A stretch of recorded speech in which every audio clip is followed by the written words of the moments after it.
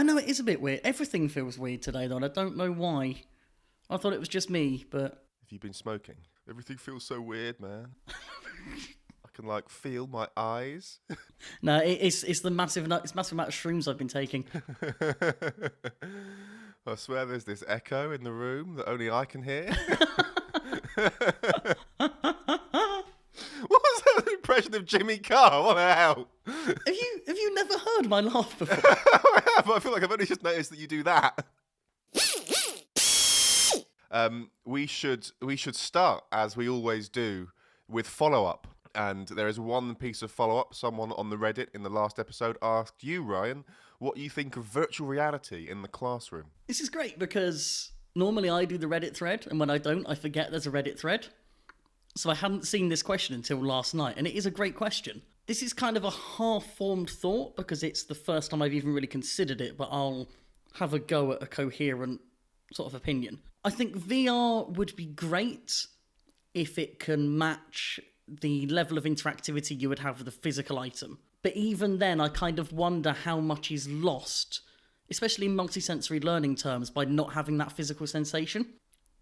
So I think in that respect, I would maybe reject VR, but I think augmented reality has a huge, huge potential in the classroom. How close to a holodeck would we have to get for you to be completely okay with it? I don't think I'd ever be completely okay with it unless I didn't know it was virtual. So even the holodeck as seen in The Next Generation or whatever, where it is functionally indistinguishable from reality, the fact that you know that it's a simulated environment, it's still enough for you to think, actually, I think this would be better done in the real world. It's not necessarily about better done. I think I do value authenticity maybe more than I should. But that said, the point I was going to make after this is that I think that when VR becomes sufficiently advanced, it is going to be a worthwhile alternative to the classroom. I think the thing about VR or a potential holodeck or whatever, but sticking just with VR and stuff, is you can do things, I guess, in places that it would be otherwise maybe not inaccessible to the classroom, but would be like hard to take a class of kids to. So I wonder, how many situations. I mean, I'm not a teacher, but I wonder how many situations you or a teacher might find themselves in where it'd be nice. It'd be cool if we could take the kids somewhere else to, I don't know, learn welding or something. I don't know, but or let's go to virtual Pompeii as Vesuvius is about to erupt. Yeah. But at that point, it feels like a glorified video at that point, and I'm still a bit weird about it. It feels a bit Magic School Bus. Which is... Yeah, I don't have a fully formed opinion on it. What interests me, as I say, is this idea of VR eventually getting advanced enough and also cheap enough and widespread enough to be a replacement for the classroom. Because one of the biggest sort of challenges within education is getting everyone access to education. So when you think about, for example, rural communities, if you're out in, the north of Scotland, in a small village, where there's only about 20 kids in that village, you haven't got a teacher for every age group.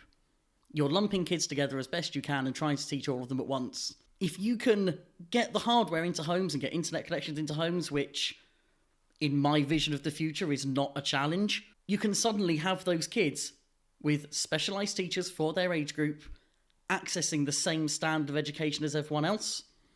And also, if you think about, for example, children with complex medical needs, it's very difficult for them to access education, whereas if you can do that through a virtual environment, suddenly the quality of education they're receiving is almost indistinguishable from anyone else. Just to sort of clarify something quickly as well, when you sort of talk about this kind of thing, you're sort of referring to having a child effectively telecommute to a classroom, and then you do have an actual human teacher, not like some machine learning algorithm trying to teach kids. It's an actual person in this virtual environment. So you could still have a class of, I don't know what's an effective number, but maybe 20 kids or something in a class, and still have a couple of teachers in that virtual room, and they could be all across the country, but you've got them all in one virtual space. And I think it's great for teachers as well, because you're suddenly reclaiming things like your travel time. So yeah, that's where I see VR being interesting in the future. But this is one of many things that I think I've got a bit of a blind spot for, where it's just something that I have a sort of not a moral view on it, that's the wrong way of putting it, but I have this sort of internal resistance to that element of progress, and it's really hypocritical. It's super hypocritical, but it's there, and I'm not very good at fighting it. And when we get to After Show, we're going to see more of this. There's a podcast, I think I've mentioned it to you once or twice before, called Hypercritical, which I really like, or liked when it was running, and I feel like you should start a podcast called Hypocritical. Maybe that should be our next project. Another great thing about listening back through old podcasts, the amount of things I hear myself saying and don't agree with. Oh dear. Genuinely, I would happily pilot that podcast. I would give that a go. Just explore all the ways in which Ryan's views have changed from one day to the next.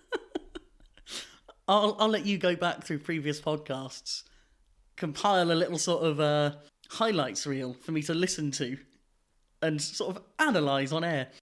I'm not sure I could bear to go back and listen to our old episodes, to be honest. I thought I'd be listening back to them and cringing. The only thing that I cringe about, and this is entirely my fault, it's something that I pushed for and you eventually pushed back against, was the arbitrary breaking up of the podcast into sections with sound effects in between them. There are so many points that I was listening to, and we put this break in where it could have just flowed through. And I was just sitting there going, why did I want that? Why did I think that was good? That kind of breaking up would work really well if we did a podcast that was kind of like an amalgamation of conversations we had over several days, for example. If we just recorded lots of 20-minute conversations, that would probably work better for that kind of thing. Yeah. The reason I liked it, quite simply, is that the main thing I'd done before this podcast was a live studio-presented radio show where we had to play a certain amount of music within the hour. So I was used to everything being broken up by a sort of strict divider. So I think that was me just clinging on to comfort. And then you started doing the editing and everything got better. Mostly the turnaround time, for example. Talking of turnaround times, BattleBots is back. It is. It's back. And it's recording very soon in building terms. It's not long to build a robot. Unless you had one already lying around, there's not a lot of time for you. Late March, early April, we're hearing. Which is, I mean, it isn't the best way to get new people on board, but they seem confident they have enough existing teams with existing machines to make it work. It is something that is kind of irritating to me. Well, irritating isn't quite the right word. Off-putting, maybe, about the televised ones is... I mean, I'm fully comfortable with the idea that I will never enter like a heavyweight tournament, let alone a televised one, and that's fine. But like a part of me still thinks it would be interesting, it would be nice to do that. But like just sort of thinking through what would have to happen, I'm not sure I would ever be comfortable spending the kinds of money that I would have to spend to make a robot that I like on a robot that I wasn't sure I was going to be able to take to the event I wanted to take it to. So if I thought, well, I want to build this robot for Robot Wars, I feel like I would need more than just like a few months' notice almost to know that I want to build it. I wouldn't just speculatively spend $3,000 on a heavyweight and then think, well, hopefully now, and hope that there's going to be a Series 11 or whatever. Like, you know, you got to feel like, for me, I'd have to know there is going to be another series and it is at this date and I can do it. Okay, that's enough. I will enter and I will build the robot. So I can sort of see how doing these kind of like really short turnarounds on, you know, announcement to filming and stuff is definitely off-putting to people that don't already have a robot that they could enter. I think in the UK it's maybe slightly different to the US. Because in the US you have live events that are full combat. So pretty much no matter what you build in the US, if you build for BattleBots and don't get in, you could still take that to RoboGames and be able to fight it. Whereas if in the UK you decided to go out and make an absolutely crazy, massive spinner and didn't get accepted, suddenly the only place you can go and fight it is either get accepted onto another TV show or fly yourself off to California for RoboGames once a year. Yeah, it definitely does limit what you can build, having only... And again, I think quite a lot of people are happy to take that risk. I think it does provide a slight barrier to newcomers, but I think the more sensible route for a newcomer anyway would be to build something live event worthy, live event compliant, fight it there first and develop it before trying to take it on TV. But I can see why people don't necessarily do that. I can see why they want the slightly more instant gratification of build for Robot Wars, get accepted, be on TV, everyone's happy. But I think even if I put myself in a situation where I had a heavyweight that was like live event compliant, so it was like a flipper or something, and then I'd sort of decided I want to do a televised thing, I'm not sure I'd want to take that robot. I think I would want always want to build something a bit more ridiculous for television. So, and I think it's, even in the situation, let's assume that I'm an experienced bot builder, which I'm not, and even in that situation, I think it would sort of be I'd still be hesitant about spending a bunch of money on a robot for TV. I suppose there's almost a contradiction in what you're saying, that you don't want to build something specific in a time frame, but you wouldn't happily take what you already had. I mean, at that point, that's a choice that you're making that's making life hard for you. Yeah, no. This is not something that's applicable to everyone necessarily. It's just like this. I'm just sort of speculating. This is how I would feel. Like, like if I got really into like competing with the big robots and stuff, I would build something for the live scene. And then if I ever decided, what a TV thing would be fun, I'd want to build a spinner. Like I know myself well enough to know that is what I would want to build. And if it came down to it, I would probably take whatever I had that wasn't a spinner, probably some kind of flipper, onto TV, and that would be cool. But like, I think I would never be able to get away from the fact that what I would really want is a very powerful spinner. And that's a shame in a way, for me at least, because I think a lot of people do feel the same way. And I think that's part of the reason that we've seen quite a lot of glass cannons, quite a lot of unreliable robots making it onto Robot Wars, when actually there are a lot of good live event competitors out there that they could have plucked, and they're pretty much safe bets. Yeah, that is the downfall of spinners is the spectacle is very, very attractive to people who haven't, maybe people like me who haven't fully considered the complexities of building one. Although of course we are getting slightly further towards, we're making small steps towards live scene full combat in the UK, in that one of the events, I don't know which because I don't know enough about the live scene, but there are events now that will take spinners at a fairly restrictive tip speed limit. And you can only imagine that limit will go up over time. Talking of which, by the way, that is the main sort of sub-headline with BattleBots, is that they have now put a slightly more restrictive tip speed limit in place for spinners. What was it, like 250 miles an hour, isn't it? Roughly, yeah. And I haven't been able to look at the old rules. I can't remember if there used to be a higher one or there used to not be a specific one. But that is, that's going to get in the way of maybe the Tombstones and Helichoppers of this world. That is, I don't know. I don't know enough about what the old limit was to sort of really, I mean, if this is just like a 10 mile an hour slower thing, or if it was like an unwritten rule that it was about 250, but we might let you go a bit higher if it was kind of like a at discretion type thing before, and now this is a hardline 250. I think that's a step in the right direction to have like a consistent rule. But if it was, before you could go to 300 miles an hour, but now we've knocked 50 miles an hour off, it's like, well, why have you done that? It's a bit naff for robots that are maybe already approaching, the higher limits and stuff. So it's sort of, I think it very much depends on how the old rules worked, really, for how I would feel about that. But I would still feel like 250 miles an hour is still really fast. Like, is this? I wouldn't like to be hit at 250. I mean, but is this a significant limit, or is this just like, just stick a bit more weight in the weapon and that'll make up for the lack of kinetic energy? It's like, well, you say that, but that's then weight you're taking out of other things. Yeah, I mean the robots, they're all about the trade-offs and stuff, and you've got to build within the rules. And if it's just like, well, if you're determined to maintain whatever kinetic energy you had in the tip of your weapon before, then you've got to make that trade-off, the same as you would have had to done before, right? So like it was a slightly easier trade-off maybe. It's just, I don't know. I don't think it bothers me, but if it is we've knocked 50 miles an hour off the limit for no reason other than we didn't want to build a robust enough crate for it this time, or like a battle box for it this time, then it's like, well, it would be nice if you put the money into like a beefy enough battle box that you could still maintain the really high energy weapons. But I don't know, I feel like 250 miles an hour is still plenty. I'm just trying to quickly find some tip speed figures for a couple of robots, which is the sort of thing I should be doing before recording, but that would require me being an organised and useful person. Smooth. And I've not found it where I thought I was going to, so bugger that. But yeah, I mean, from the small amount of discussion I've seen around this, I think it is going to affect a few competitors. I think, in particular, it could affect drums. Because obviously drums are something that teams tend to want to run at almost the highest RPM possible, unless that starts getting in the way of engagement. So that might be limiting them a bit, which is a shame, because I think the meta is still big horizontal bars.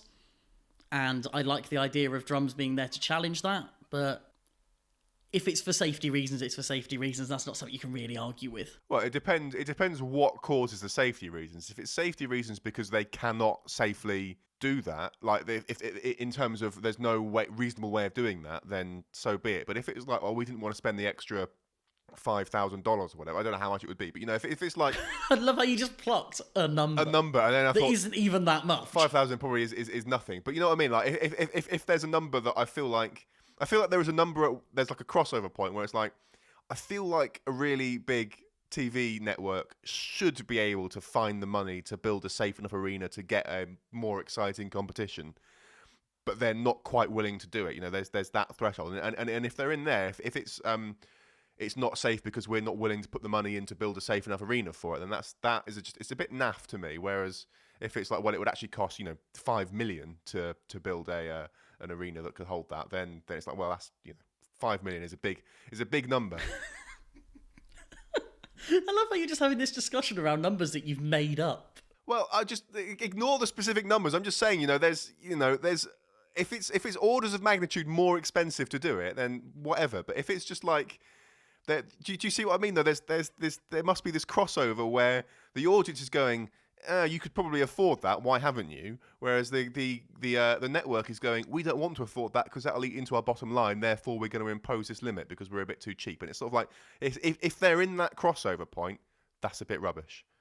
That's my point. I suppose the thing I'd really like to know is what are the considerations with spinner speed/power when it comes to safety? Because, for example, when you're limiting tip speed, you're doing that so that there is a maximum speed that any shrapnel can be travelling. But I would have imagined as a layperson that the thing you want to limit is energy. Because, something very light moving at 250 miles an hour is a very different prospect to something very heavy moving at 250 in terms of an impact. So my question, and this is a question to the knowledgeable people out there that I hope are still listening to this, is why is it tip speed being limited and not energy? I would guess that tip speed is a much easier thing to measure than energy. Surely you can calculate the energy of a rotating mass. But like if you imagine, so it depends. So like the amount of energy that's in a piece of shrapnel that's moving, as you noted, is in part dependent, I think, on how much mass it has.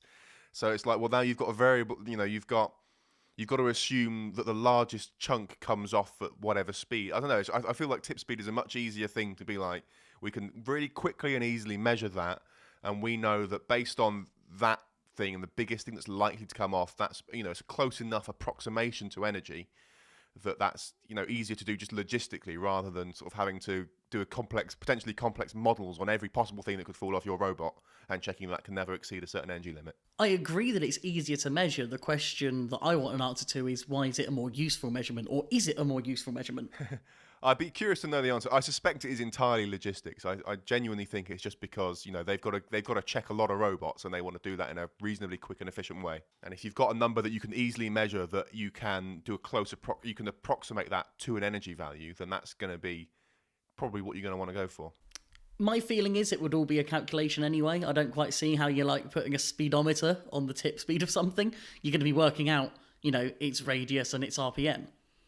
In the same way that to calculate the energy of it, you'd be working out its RPM, its mass, and its length, and stuff like that I don't quite know how to do. Maybe this just highlights a difference in the way that we think. I'm very much, theory is only good to a certain point. It comes down to it when it comes down to it, you've just got to measure it, and that's the number.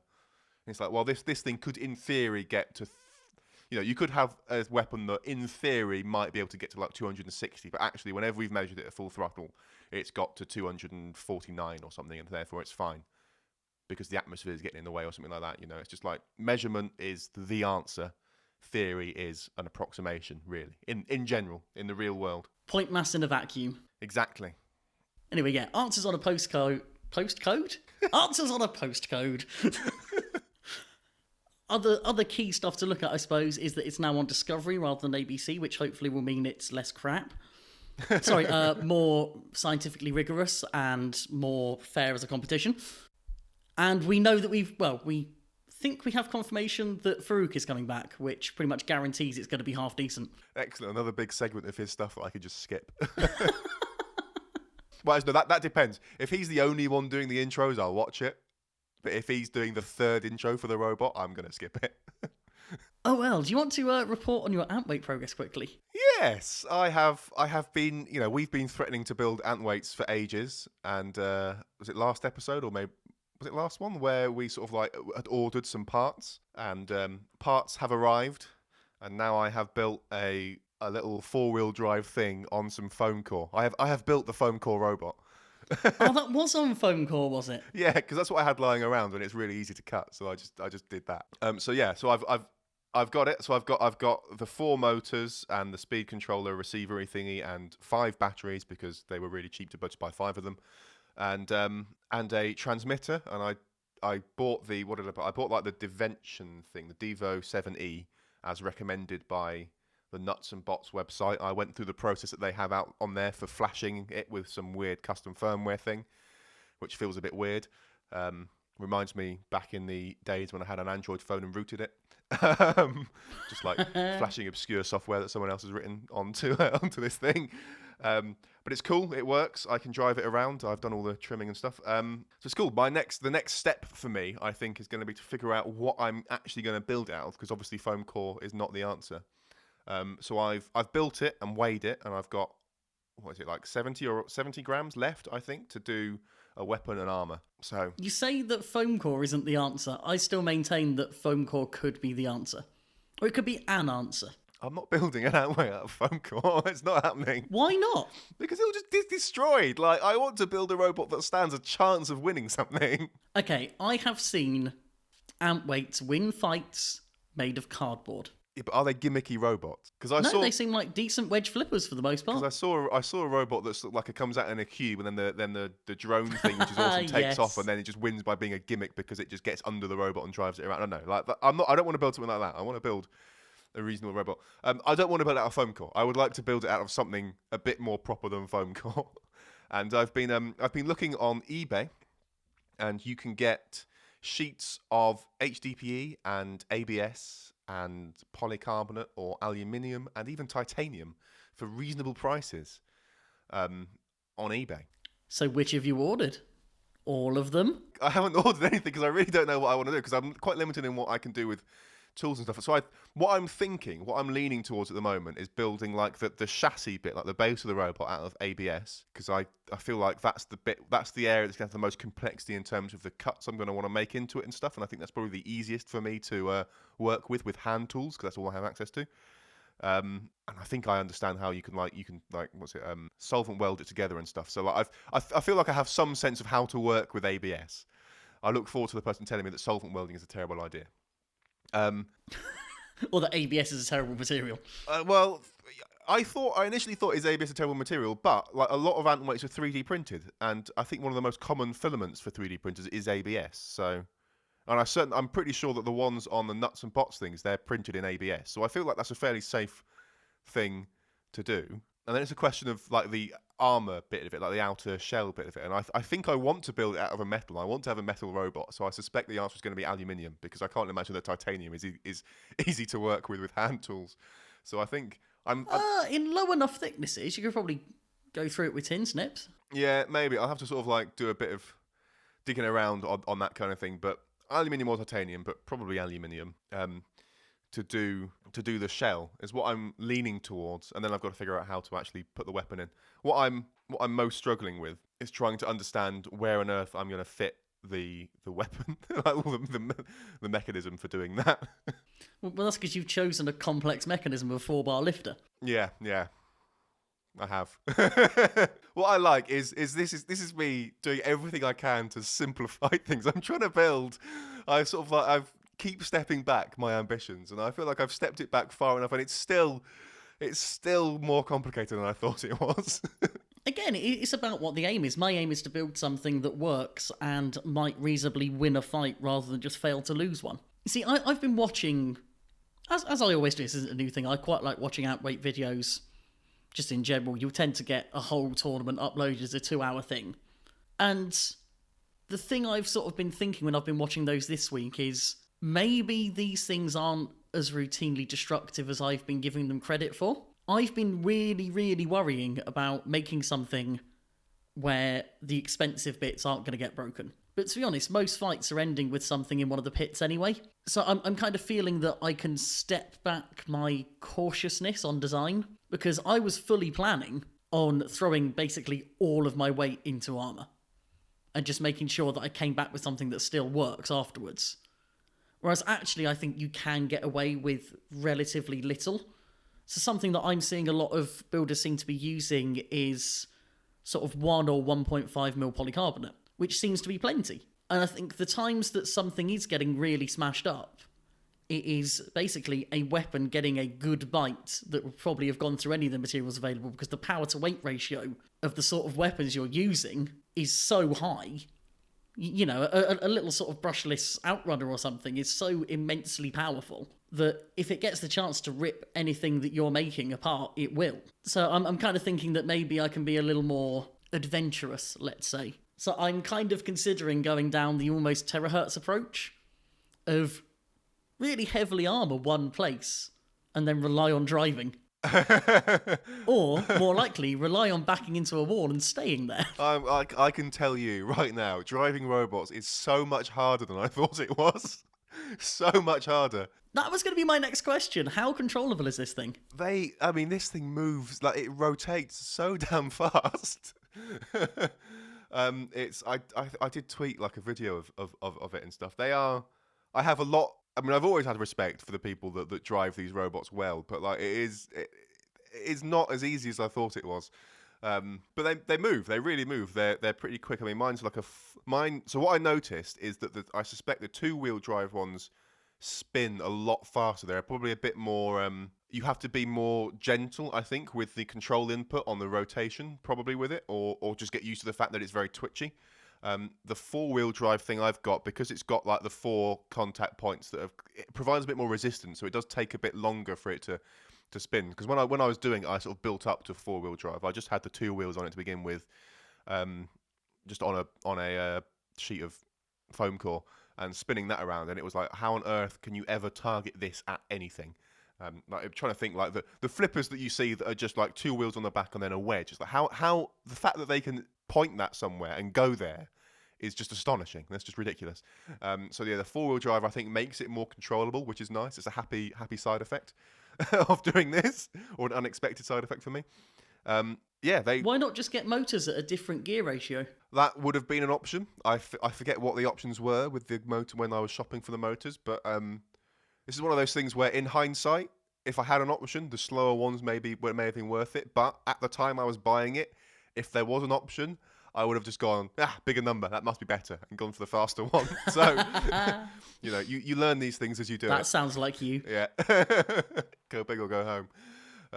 But it's fine. Like I think it is. I've gotten a lot better. I do drive it most days, just little laps around my desk and stuff, just to try and get a bit more used to it.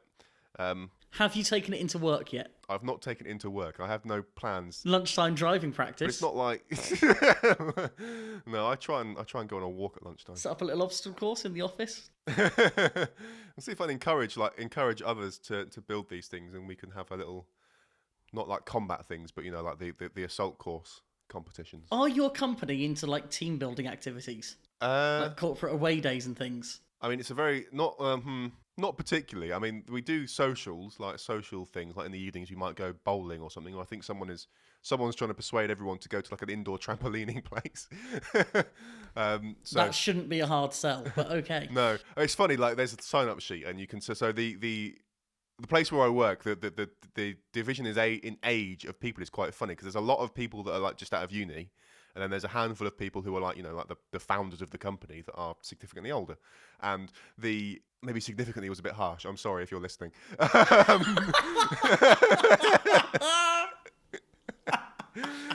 The thing is, in my mind, anyone who has kids is like really old. Anyway, so on the sign up spreadsheet thing, there's yes or no, and all the young people have put, basically all of them have put yes, and then there's just lots of no's from the older generation. It's quite funny. Can't be risking those hips on the trampolines. No, all I was thinking is whether your company might be interested in funding a few kits for a bit of team building. They might be. I really don't know. I feel like I mean, obviously, I've spoken to people at work about Robot Wars, and I feel like a lot of them they know what Robot Wars is, and they remember a lot about the old stuff, but they don't watch. They haven't seemed to have watched the modern reboots. So I don't know. We can't fix the world, Sam. No. We just make it better one podcast at a time. I mean, maybe the answer is to try and persuade the company to fund people to build a bunch of little ant weights. Maybe that'll get them into it. Maybe you could do a small video with a builder in which they flip a pen around. That'll get people in. Oh dear. I'll never let it lie. No, you'll be bitter about that forever. I think we should move on to BattleBots if you've got everything said about your ant weight. I have nothing to say because I went on holiday instead of buying parts. My priorities were wrong. Yeah, they were so wrong, man. It's just unbelievable. Yeah, we can move on. We have King of Bots to discuss. I have watched the episodes and I have taken notes this time. That is the really minimum expectation. Before we get into any fights, we have to talk about the arena hazards. Oh God. Things have been updated. They have been updated. So teams have now got control of the floor flippers, I believe, for the final minute of the fight. Okay, yeah. And we have something a bit new. Go on, I know you're raring to describe this one. We have a Fog of War. I mean, it's a slightly better execution of Fog of War, but it's still fundamentally the same thing. Actually, no. That's I think it's unfair to describe it as fundamentally the same thing. Actually, it is different, but it is. I don't know. From a TV point of view, it's better. Yeah. In terms of, but also, I think the other thing that's actually better about it that I've just remembered is that you hit a button and it's only the other team that can't see. I mean, generally speaking, you'll hit a button and the other team will immediately hit the button back, so it's functionally the same as no one can see. But in theory, there'll be a situation where one person can see and the other can't. But there's definitely a very easy improvement to this, which is once it's been pressed by someone, there is a cooldown on it. They should not be able to just hit it straight back. See, I was thinking when I sort of saw this, I was thinking, oh man, I'm gonna complain about this for ages, but I'm not going to complain about it because I feel like I have said, when we've discussed Fog of War in the past, we've said if you have to do Fog of War, if you want to do it, this is the way to do it, and they've done it in exactly this way of fog in front of the other competitor, just in front of the control booth and stuff. So it's fine.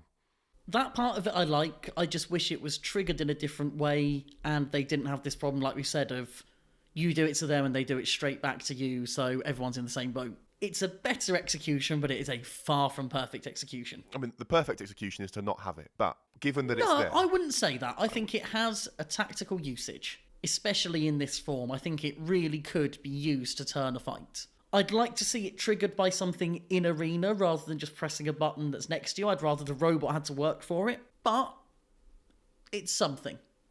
There's a grain of usefulness there. I'm fine with the people triggering it, and I think I'm actually fine with them immediately doing it back as well. Because when you hit it, you're either going to disrupt their vision or you're going to make them think about something else. I mean, this is assuming you'll fight.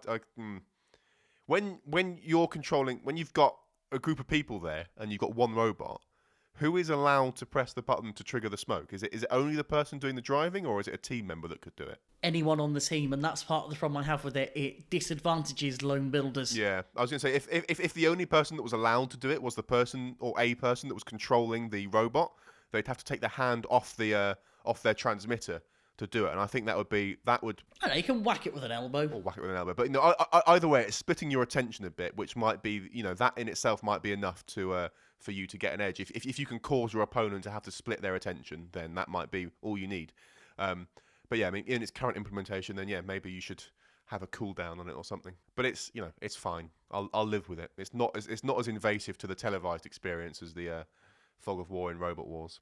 It's still better than Fog of War, despite being a very flawed idea. Yeah.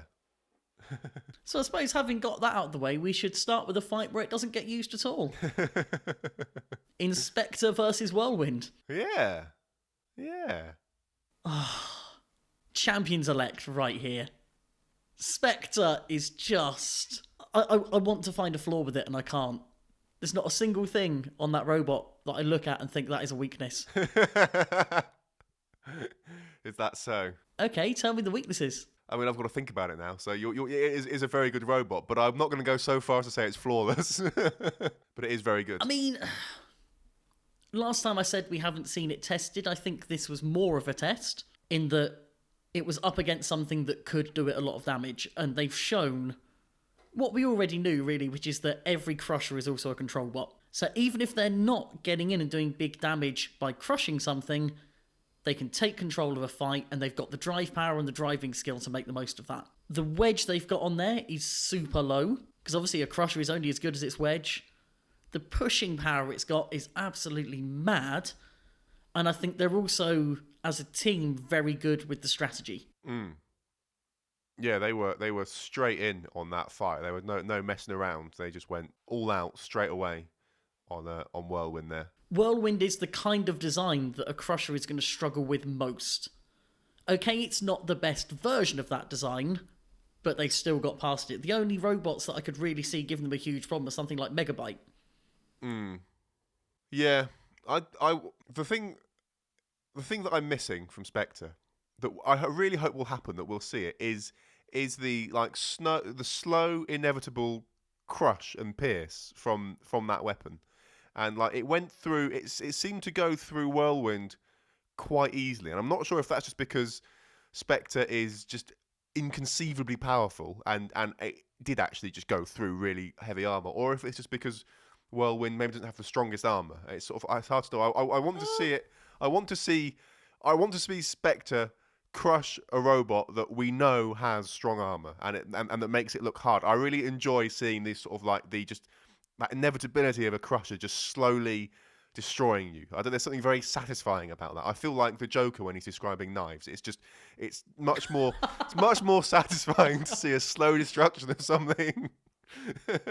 I'm going to strike out against your idea that it went through Whirlwind easily. If anything, from what I saw, it wasn't really getting in at all. The one time it got in, it got the lift, which won it the fight. Yeah, but like so it punched holes, but it doesn't look like it was ever struggling, I guess. I don't know, maybe it's just because the weapon moves very fast, which is fine. I mean, that's obviously a far more effective thing, but I guess what I want is, because like Razor was so slow, and there's something about, although that's ineffective, there's something about it that I just loved. And I want to see that again. And maybe, technology's moved on enough that Spectre can be that fast and still deliver an enormous amount of pressure, which it can. So, maybe I'll never see that again. But I'd like, just, it's hard to describe what's missing for me in that, but it's very good. I do wonder if they could crank up the pressure and make it slower, but choose not to because they want that control element. They could also effectively double the crushing power by switching from 2 teeth to 1, because they'd be doubling the pressure at that point. So again, presumably it's a very intentional choice to go in with 2. Maybe that's a redundancy thing, maybe it's an aesthetic thing. I don't know what their reason is, but you would imagine they must have a single tooth option. I think tactically having a slightly faster weapon with a wider grab is better.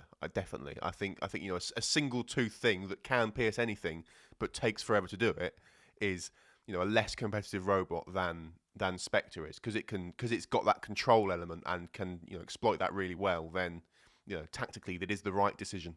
But as I say, if they do go into something where they need more crushing power, you hope they have that option there. I'm trying to think what robots they would really want that against that are in this field. Again, Megabyte is maybe one, because I think that's a pretty solid shell on there. But they'd also be worried about the control element. They'd be looking to use arena hazards more than their own damage in a fight like that. Yeah. But even so, they'll have come into this competition not knowing what they were facing, and you feel like they're the kind of people that would have planned for every eventuality. I don't know. I think that's the robot. I don't think they could do a single tooth variant of it. Actually, I think they've only built the one, and that's what they've got to go with. From what I've seen of their build log stuff, it was so hectic and last minute. Well, that was hectic and last minute for getting the main thing sent off. They had a couple of weeks after that to make any extra bits they wanted that they could just take over in their luggage. That was just for getting the main crate shipped off. Also, who needs sleep anyway? Me. I can't. That anyone can do an all-nighter and be even remotely functional is beyond me. I'm as functional after an all-nighter as after a normal night's sleep, but that's because I'm just not functional anyway. I end up feeling sick the next day if I do that. I can't do it. I need my sleep. You see, in your line of work, it seems like being able to do an all-nighter is almost a prerequisite. No, this is one of those things where there's like an interesting image for software developers about what we're all Oh, are like. you a software developer? I am, yeah, and there's an interesting image that we have that is not, in my experience, not at all accurate. I imagine that's true of basically any industry for which there is a stereotype. Yeah, almost certainly. I suppose we should spare a word for Whirlwind here. Mm-hmm. Pretty competent robot by all accounts, really. Just unlucky to come up against Spectre. I think it was a bit unlucky. My one criticism of it, I guess, is that it seems to take a little while to spin up. This is true of, I think, of all the spinners we've seen in this, is that as compared to the spinners we've seen in Robot Wars and BattleBots, they seem to take a little bit longer to get up to speed. And I guess that's just an experience thing. I don't know, but that's sort of, if they could get that thing spinning sooner, so there's less chance for Spectre or any other opponent to come in and shut them down, that would be really cool. But yeah, I mean, other than that, it looks like a really solidly built robot. That weapon they've got on it is mean looking, and it's good. Yeah, I hope they keep going with it. The internal design as well looks very good. It's a very compact robot. They have made that as small as it possibly could be. The weapon drive, again, looks really competently made. Okay, maybe a touch underpowered for spin up, but it looks really good. And again, it's one of those robots, like a lot that we're going to talk about today, that lost, where you go, okay, they've gone out this time, but their next build is going to be damn good. Yeah. Anything else on that fight? No. Let's move on to Tansha versus Hammerhead Shark, which I'm now going to call it because I think it's a better name. That's good, because that's the name that I have written down. We're agreed. Before we get to the fight, let's just sit and appreciate the Team Tansha goofing around montage. It's just... That was a bit silly, wasn't it? It's just nice to see John Reed happy. That's all I really got from it. It's all I needed from it. Nice. Just John Reed having a nice time. Yeah. So I've got a note that I've written here. I'm going to read it to you, and I can't decipher what it means. And I wrote it. Hammerhead Shark have a think on the back to make flipping harder. A thing on the back? Thing. They kind of have this weird little they put a there. I remember skirt now. of HDPE or something, They don't put something on the back of the robot so you couldn't get under them as easily. Yeah, I remember. Yeah. I also think that might have been there to stop them getting stranded on their back. How would that stop them getting stranded on their back? Because I'm talking about like they had like almost like a sheet of paper or something just hanging off the back of that. Not obviously not an actual sheet of paper, but but something like that. It wasn't like a wedge off the back. It was just a very flat thing, very low to the ground. That I just is that just there to make it so that it's harder to get under the robot? I don't know. It's weird. I think it's there to stop it getting stuck on its back. But it would also possibly have the effect of stopping something getting under. When you say on its back, do you mean on its back or on like? Oh, sorry, on its rear. Yeah, okay. Rear. Yeah, I see. Because you're thinking back like upside down. Yeah, on the anterior face. Yes, I know what you mean now. Yeah, maybe that's what it was there for. Hammerhead Shark, I'm still impressed with. Yeah, it's solid, it's reliable. Okay, it looks like arse. It looks like absolute arse. But yeah, it's not the most attractive thing, but it's a cool idea. I like tracks. I think we've covered this before. I like tracked robots.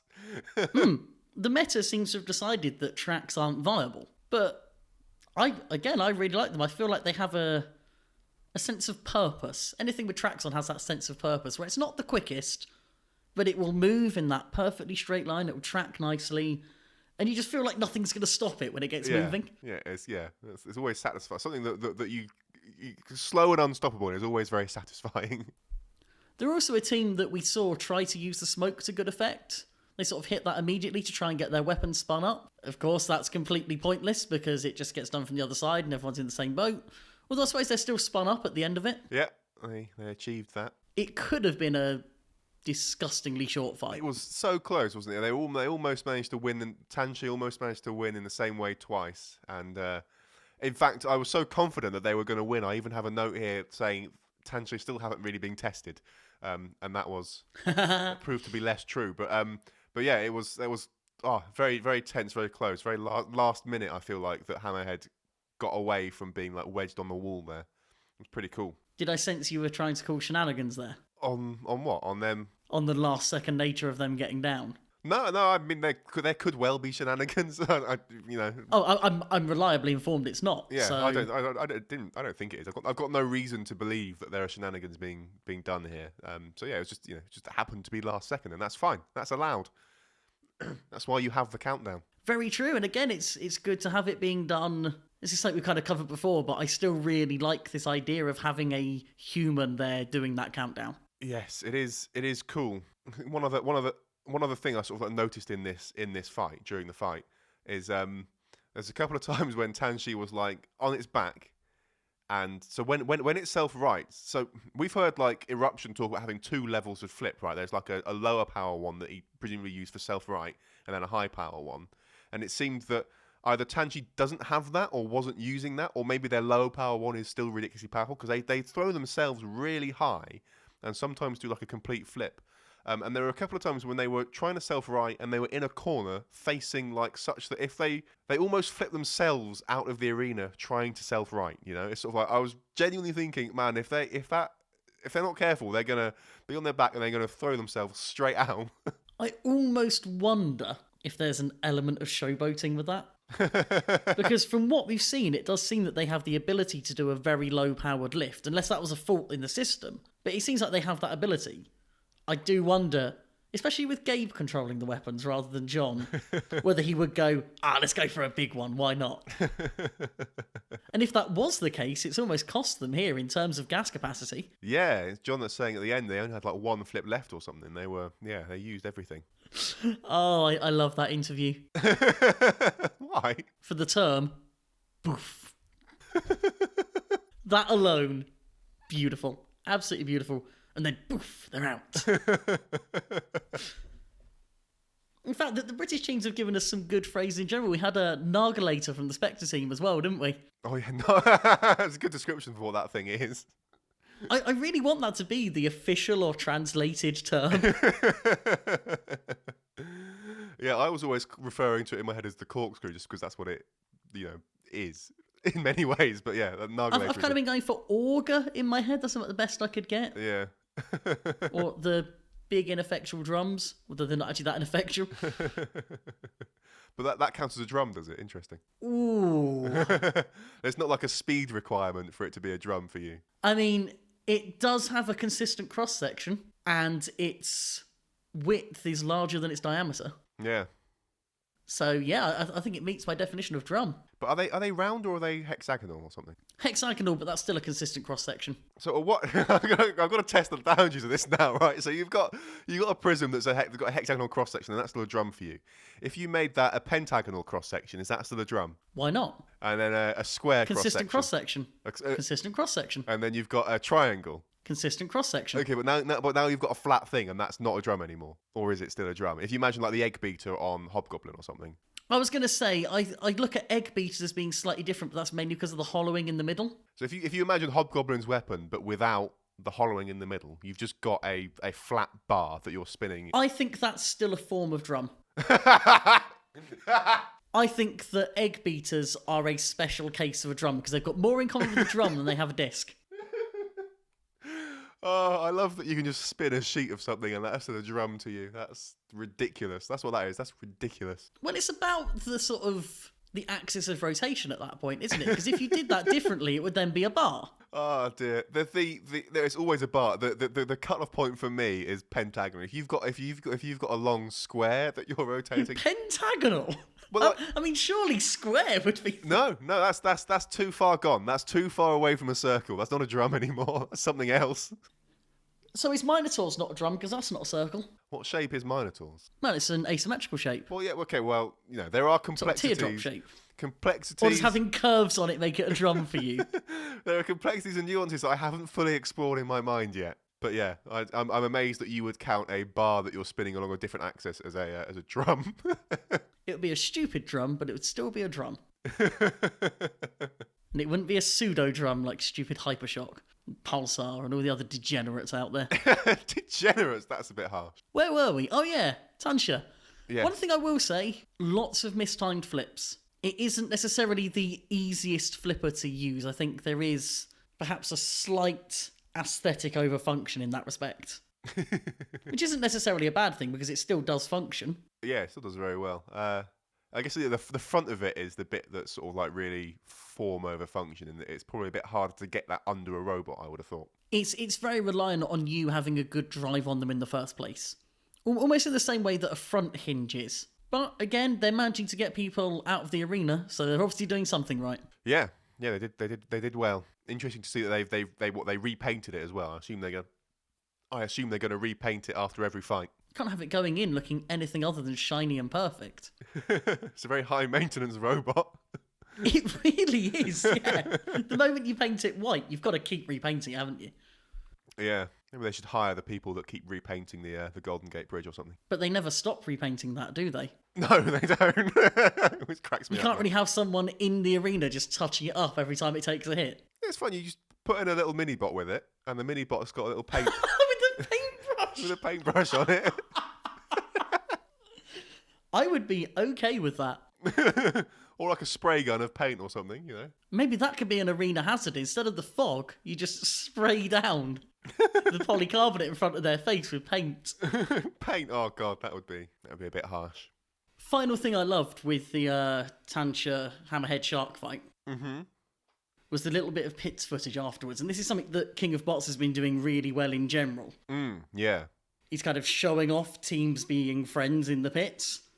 And I absolutely loved that little clip of, I think it's Mike from the Megabyte team, just basically telling the guys how great their machine was. Yeah, there was lots of that, you know, expressing that they've built good robots, but also just like help. Like there were a couple of teams like discussing tactics on how to beat the person they're against and stuff.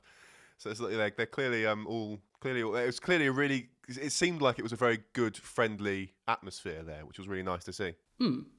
Which isn't to say that others aren't. It's just it never gets shown. And I still find it weird that there's too much of appetite for drama and conflict, I think. Whereas clearly the producers of this show have decided that their audience actually wants to see people being humans. Yeah, that's a good point. Doesn't.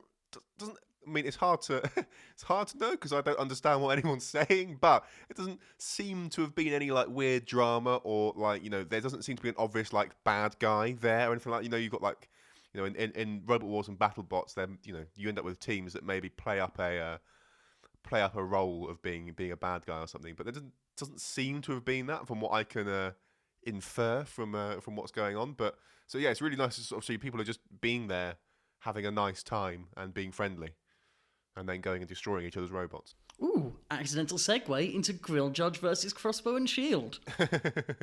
What a massive gulfing class between these two robots. I mean, that was a brutal fight to see. There was no, you know, Mighty Crossbow and Steel Shield. They didn't stand a chance really in the end. Once Grill Judge got their spinner up to speed, it was like, well, there you go, that's it, fight over. And yeah, brutal. I think the difference here is not only in the potential of the robots, but also the driving. I think there was potential for that wedge to get in and give them a much better start than they got. If that could have got in, maybe got the weapon slowed up, or given the main bot the chance to get around the back, I think it's a very different fight. But as it was, Grill Judge were able to get straight in on the main robot, do the damage in the first two hits. You know, they've taken the edge off the flipper, first of all, and then they've, you know, eviscerated a battery, which, by the way, went up with weirdly dirty smoke. I don't know what battery chemistry they were using. I'm used to seeing much cleaner smoke from lipos. Yeah, I don't know. I don't know what they were using. And I'm not familiar enough, I'm afraid, with lipo smoke to be able to make such judgments. It's an aesthetically pleasing smoke, lipo smoke, from everything I've seen of it. So think of your Rapids and your Witch Doctors and your Chompalots. That nice sort of almost pool of white smoke, that thick white smoke. Whereas this was more billowing up and out with sort of sooty nastiness. I wonder if that was just like because obviously whatever the sort of all the lithium stuff is held, like the housing for the battery, and there's all like they're all wrapped in plastic and stuff. I wonder if it was just because we didn't see much of the smoke. We cut away from it pretty fast, so it's like maybe all we were seeing was just the initial sort of like the burning and the melting of the plastic and all that kind of stuff. Maybe. But what I do know is it wasn't a good sign for them. No, that robot's done. That's basically rebuild it now. And nothing of value was lost. Ah, it's a shame. Next up, this kind of plays on an unaired conversation we just had, but it's the BattleBots Grand Final of Dreams in Rustbore versus Blade Gyro. I was a bit, not necessarily disparaging towards Rustbore last time, but I think I maybe took too much from the visual of it to appreciate that it does seem to be quite a good build. I was too hung up on the Baker-like nature of its externals. But from every view we've seen up close, it looks reasonable. Good compact design, very much that standard drum spinner of yours. I'm starting to rate it a bit now. Yeah, it was pretty good. I think all of these robots at this point, I think we can safely say that they are all well built. I think at this point in the competition, I think we've. You less sure of that? I feel like we've gotten maybe for the next round. I'll say that, not quite there yet. Okay, well, I feel like we've gotten rid of most of the obviously bad things at this point. So, yeah, it was an interesting fight. At the beginning of this fight, I would have described Rustbore as driving badly, but then I remembered that it's hard to drive robots, so so maybe they weren't. Especially ones with large vertical rotating masses. Yeah, so fine. And then how did this end? Blade Gyro got stuck under a wall. This wall, man. This wall is overpowered. Someone needs to nerf this wall. It is interesting, isn't it? You think I wonder how much of the having spikes all over the wall was just aesthetics, and then I think they thought it looked badass, didn't they? Yeah, I think it was like, that'll look cool. I don't think they necessarily considered how many robots were going to get stuck on it. I mean, stuck on it, I don't mind, because stuck on it infers that someone put you there. Yeah, that's true. Stuck under it, I'm not such a fan of. This is something that, I mean, it used to happen in very old school BattleBots quite a lot with the spike strips, especially when the sort of lighter weight classes went in, they'd like to get stuck. The wall also got quite a few kills in Robo games last year. I feel like, although you may be losing something aesthetically, the correct wall is a flat and featureless one. Yeah, I think so. I mean, it's a pretty lame way to go, really, to just get stuck under the wall, and then that's sort of it, really. I mean, the one saving grace, I suppose, is that it has come as a result of damage to the robot. They had that kind of hard point on the bottom, which had come off. Yeah.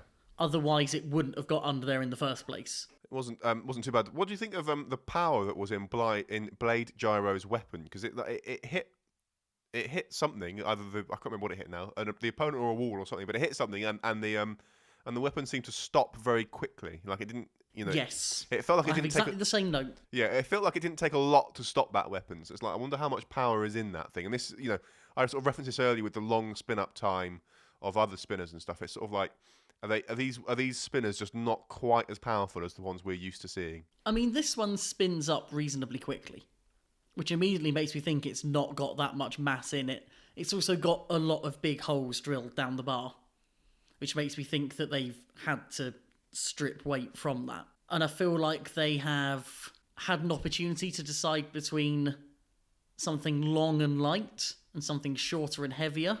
And I feel like they have made the correct call. But I think there are compromises that could maybe be made on the rest of the robot to keep that weapon potent. Because without it, what have they really got? Yeah. Got a long ramming thing. I'm trying to think, who did they have last round? Can't remember. I'll take a look. Just not sure that I used the same name for it last time on our notes. Blade Gyro. I did not, so I don't know which one. I don't know what I used to call it. Yeah, I seem to recall it having a fight where the other thing just didn't really work. Yeah. That's probably how quite a few robots have gotten into this round so far, really. This is maybe the first example of what you were saying as well about teams giving advice in the pits. Not sure how much of Gabe's advice really translated that well. And it also turned out to be kind of irrelevant because Rustbore, either by tactical choice or lack of weapon power, wasn't really gyro dancing in the way that he was talking about. Is that what he was referring to? I couldn't understand what he was saying. I was like, what do you mean bringing his drum up? I don't know. It was sort of like, yeah, I didn't catch on. That's the thing. If we weren't understanding it, how was that meant to translate? Yeah. Yeah, Rustbore seemed to spend quite long periods of the fight either with its drum not going or not fully up to speed. And I did wonder if they were having issues with it, But then at the end, they seem to have got it up to full speed and got themselves gyro dancing as a celebration. Yeah, it was definitely spinning at the end, so, the weapon, I think it's safe to say the weapon was functional. So I'm wondering if they were tactically astute enough to realise that they needed to stay planted, or if it just... I don't know what the other reason for that would be. Oh well, I'll let you introduce the next one. We have Blue versus Thunderstorm. I've now committed to calling it Danger Zone, because I think it's a better name. Danger Zone! We can call it Danger Zone, if you want. I mean, it's going to be irrelevant from this point onwards, so why not? I had so much hope for this robot. What Danger Zone? I can't do it. I've written Thunderstorm in my notes, so it's going to be called Thunderstorm. All right then. I'm sorry. I had so much hope for it, and I think they've kind of thrown this fight away in two separate ways. Number one, not having the feeder wedge on. Number two, not trying to run away at the start. They've basically completely neutered their own weapon. Yes, it didn't. It took them a while to get their drift going, didn't it? It was a bit, yeah. It was a bit. Are you talking pre-fight or at the start of the fight? Just in the whole fight, I feel like quite a bit happened before I sort of really felt like that weapon was going at full tilt. And yeah, it was sort of just a bit underwhelming as a result, really. I just wonder how different this fight is if they keep that feeder wedge on. I believe they were trying to add some top armour but ran out of time. But if they just keep that wedge on and back themselves to win it with their own weapon power, I think that's a really tough fight for Blue. They've had big problems in the past taking on verticals. They don't like taking on verticals. And okay, they've added some armour on the front, but if you're getting under that, which with that wedge I feel it would be, you're then getting a chance to attack the sides and attack the back while they either try to self-right or just try to centre themselves again. But by trying to be defensive, they've earned themselves a beating. Yeah, beating through lots of hammers, yeah. Bit of a shame, really. They got revenge on one hammer. Yeah, they did shatter a pulverizer a little bit, but yeah, not or whatever it's called in this arena. But yeah, not the decisive fight it possibly should have been.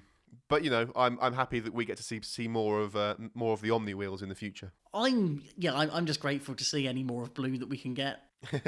And I would say that I'm interested to see them against a bigger range of robots, but that's not going to happen in the next round. No. Because they're going to be up against basically the same weapon again. But again, the driving is superb. They've done a really good job with their anti-spinner strategy of just get on them quick. Added bonus that they've broken off one of the drive chains by pushing them into the spikes. Never gave them a chance to get going. No, yeah, they did very well, really. And I think they put the sideways driving to good use as well. They basically always had a weapon pointing towards their opponent. So, and more importantly, they had their wedge facing towards the opponent. Yes, and a wedge. Yeah, it was a beautiful thing to see. I also quite enjoyed the fact that their extra armour, and I believe this was something they had pre-prepared. I don't think they just did this for the joke. But I love that it had the same colour scheme as Danger Zone. Nice. Albeit with the blue underneath it, because they had to get some blue on there somewhere at some point. Yeah, I hadn't spotted the colour scheme thing. Or at the very least, hadn't put the two bits together. I want to do a programming note here. That it's a recurring theme. Did you it was the Pirates of the Caribbean music in this fight? I'll take your word for it. Have you seen Pirates of the Caribbean? This is one of those things where I assume everyone has seen this film and knows that music really well, but maybe I'm wrong. Have you seen it? I'm 27 years old. Of course I haven't. Unbelievable. Yeah. Well, Pirates of the Caribbean. Don't watch kids' films, Sam. The Pirates of the watch music. Star Wars. It's Star Wars alone. The music of Pirates is wonderful, and I don't think it was like the soundtrack, but it's certainly a very close cover of it. And the other music that was definitely something else that I've heard in this stuff was music from One Punch Man, which you definitely won't have seen, but that was quite funny to hear as well. No, I haven't.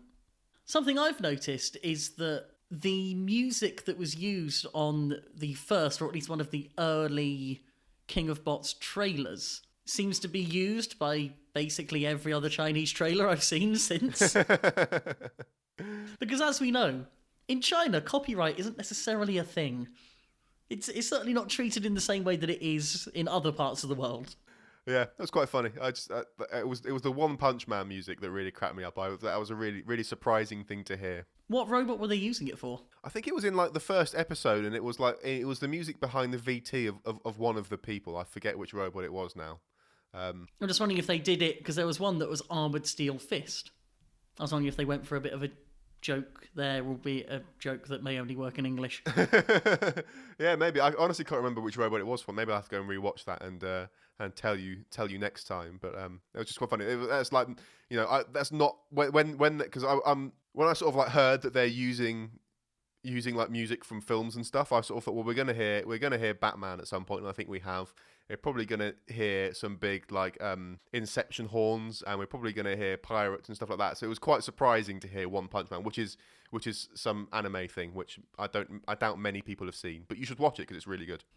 I've heard a number of people reference it, so I feel like it's maybe not as niche as you think. No, it's probably not as far as these things go. It's probably the least niche anime thing I can reference, but it's still surprising to me to hear it. This is a random aside, but I will never forget my sense of disappointment when I went on Netflix, saw a series called Knights of Sidonia, which combines my two favourite things, which are the band Muse and Mars, and it was a bloody anime I had no interest in. I was like, yes, finally some proper sci-fi. Oh, no. Poor you. Life's harsh, man. Life's harsh. Talking of life being harsh. Saber versus the Grubs. Saber versus the Grubs. The Grubs formed of 3 bar spinners and 1 nail remover. That's a very good analogy. Yep. I was also kind of thinking of it as being a bit like the old Lego removal tool, but yours is way better. Although I've now got the mental image of a nail remover that's not for metal nails, but for fingernails. Oh, that's not as fun. Dude, that's horrible. Ugh. Oh, Anyway, I feel horrible now. Why did you say that? That's just pliers anyway, so it's fine. As someone that used to be a very committed runner, I'm used to the idea of losing nails. I can feel the base of all my nails now. Yep. Anyway. Sorry, everyone, I just inflicted that upon. In this fight, the Grubs split up and look for clues, and then all kind of just... and then they all kind of just die. The moment the wedge failed to effectively impede Saber was the moment this fight was lost. As soon as it was obvious that wasn't going to happen, they had nothing. Yeah. Despite managing to get round the back maybe once and attack the wheels, just wasn't enough, and it was never really going to be. No, yeah,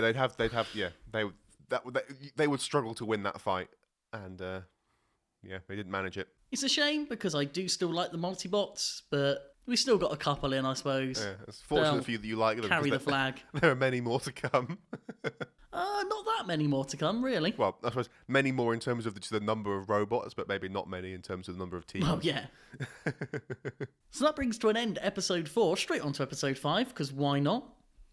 And I've just realised that this is another multibot, which I wasn't in my head counting as one. Do you want to do that, or do you want to take a quick break? Oh, yes, we'll take a break. Why not? I can't quite remember what for, but I can check. Oh, yes. What I have down on the show notes as the wonderfully alliterative Sam's Secret Spinner Scheme.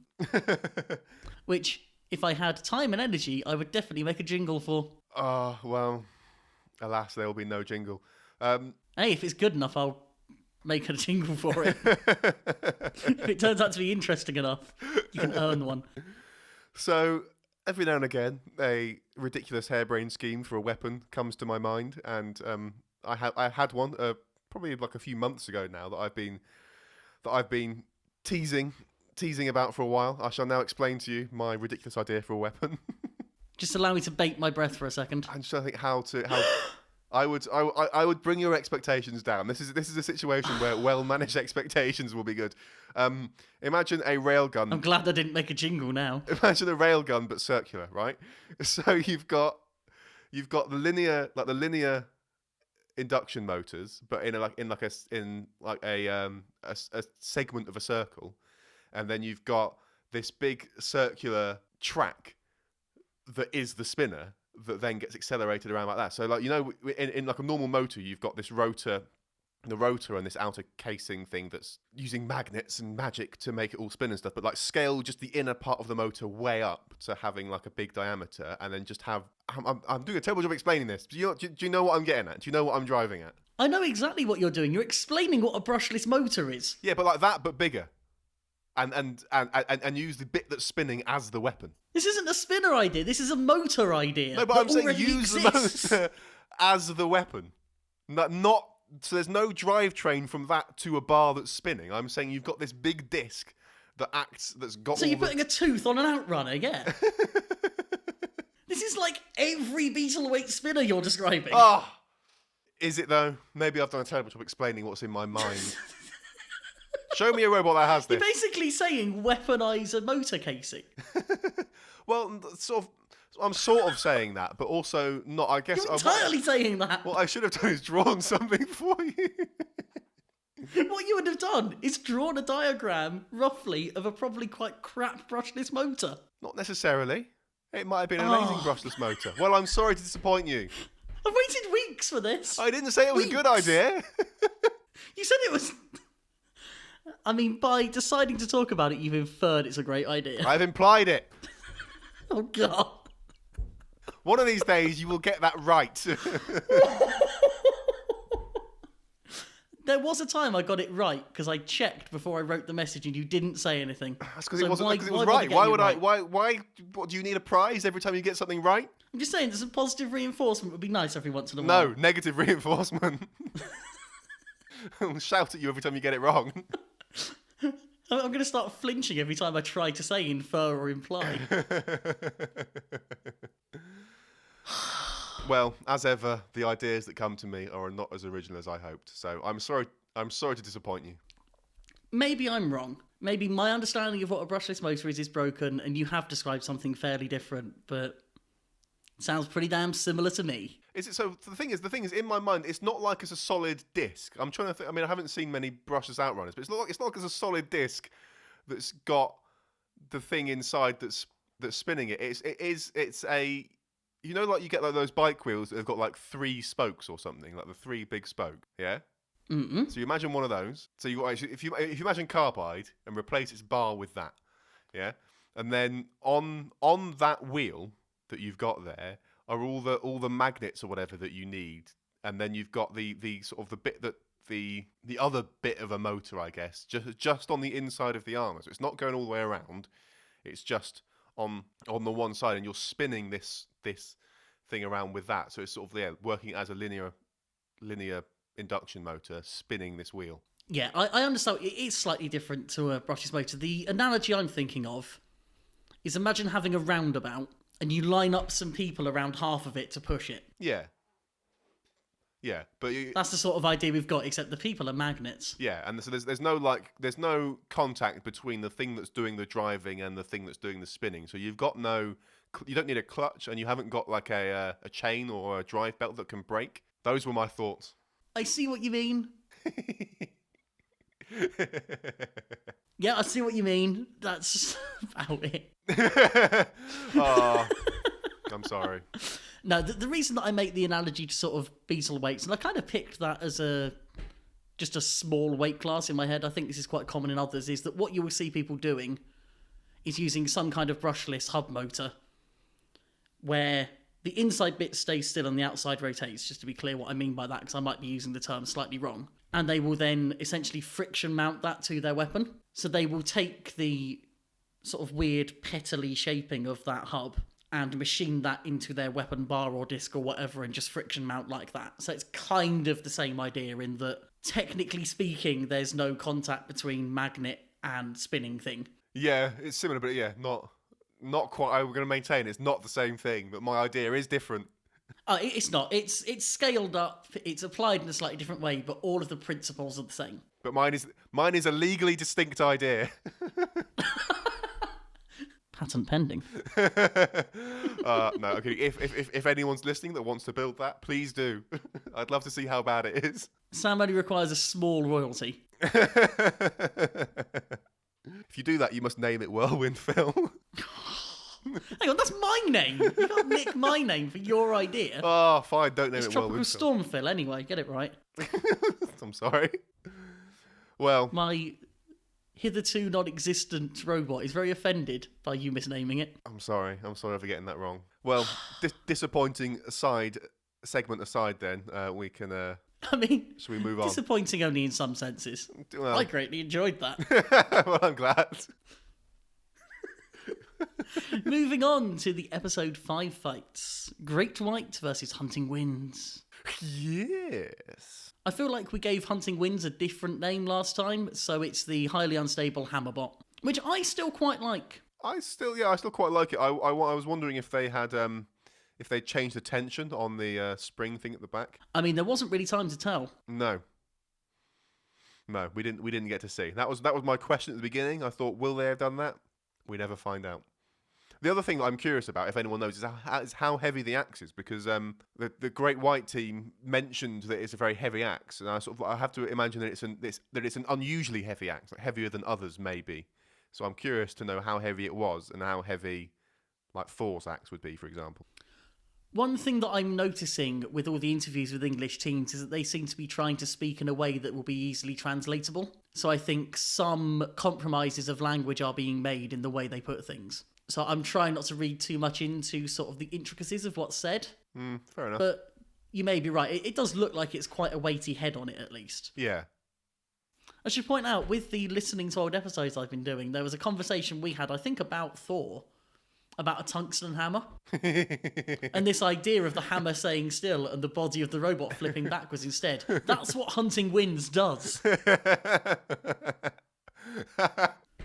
Oh, wonderful. I did love the 2 big hits in this fight. Because A, you've got the main robot hitting the front of Hunting Winds and the side falls off. And then you've got Neon coming in and doing some proper damage by just ripping the whole front plate off. Finish him! Yeah, that was quite funny. Just that little robot coming in and just doing a final not so little, I should say, tap at the end there. That thing is a proper Ellis Ware robot, isn't it? It's a bit ridiculous, isn't it? It's operating on the edge of insanity. Exactly, just stupidly overpowered to the point of almost not seeming feasible. And then doing it anyway, and working occasionally. It isn't something that's going to be sort of reliable. It isn't something that's going to go out expecting to win every fight, but when it does win, or when it does lose, it's going to be spectacular. I wonder how long it would take to burn that little one out. Ooh.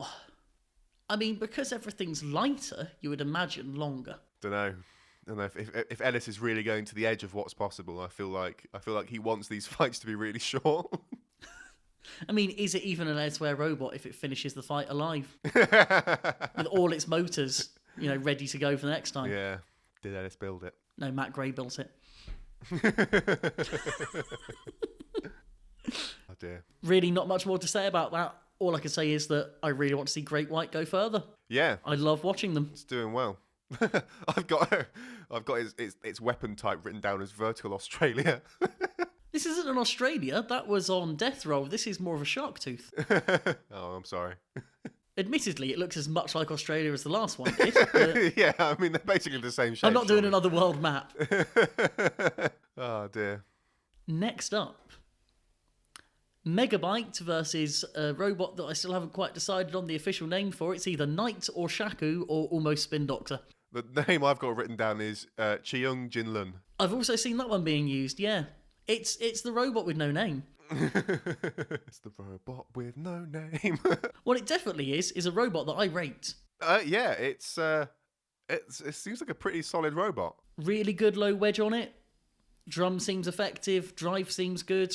Unlike Megabyte. Megabyte seems to be a little poorly in this fight, didn't it? Megabyte, I mean, it seemed to have a really hard time spinning up. Has it got like no traction on its wheels? Because it seemed like as soon as it tried to spin its weapon up, its body span the other way. Obviously, it's got like that counter torque or whatever. So it's like it just didn't. Or maybe not but you know what I mean? Like they want to spin in opposing directions, and it just seemed like the base had no traction to stop that from happening.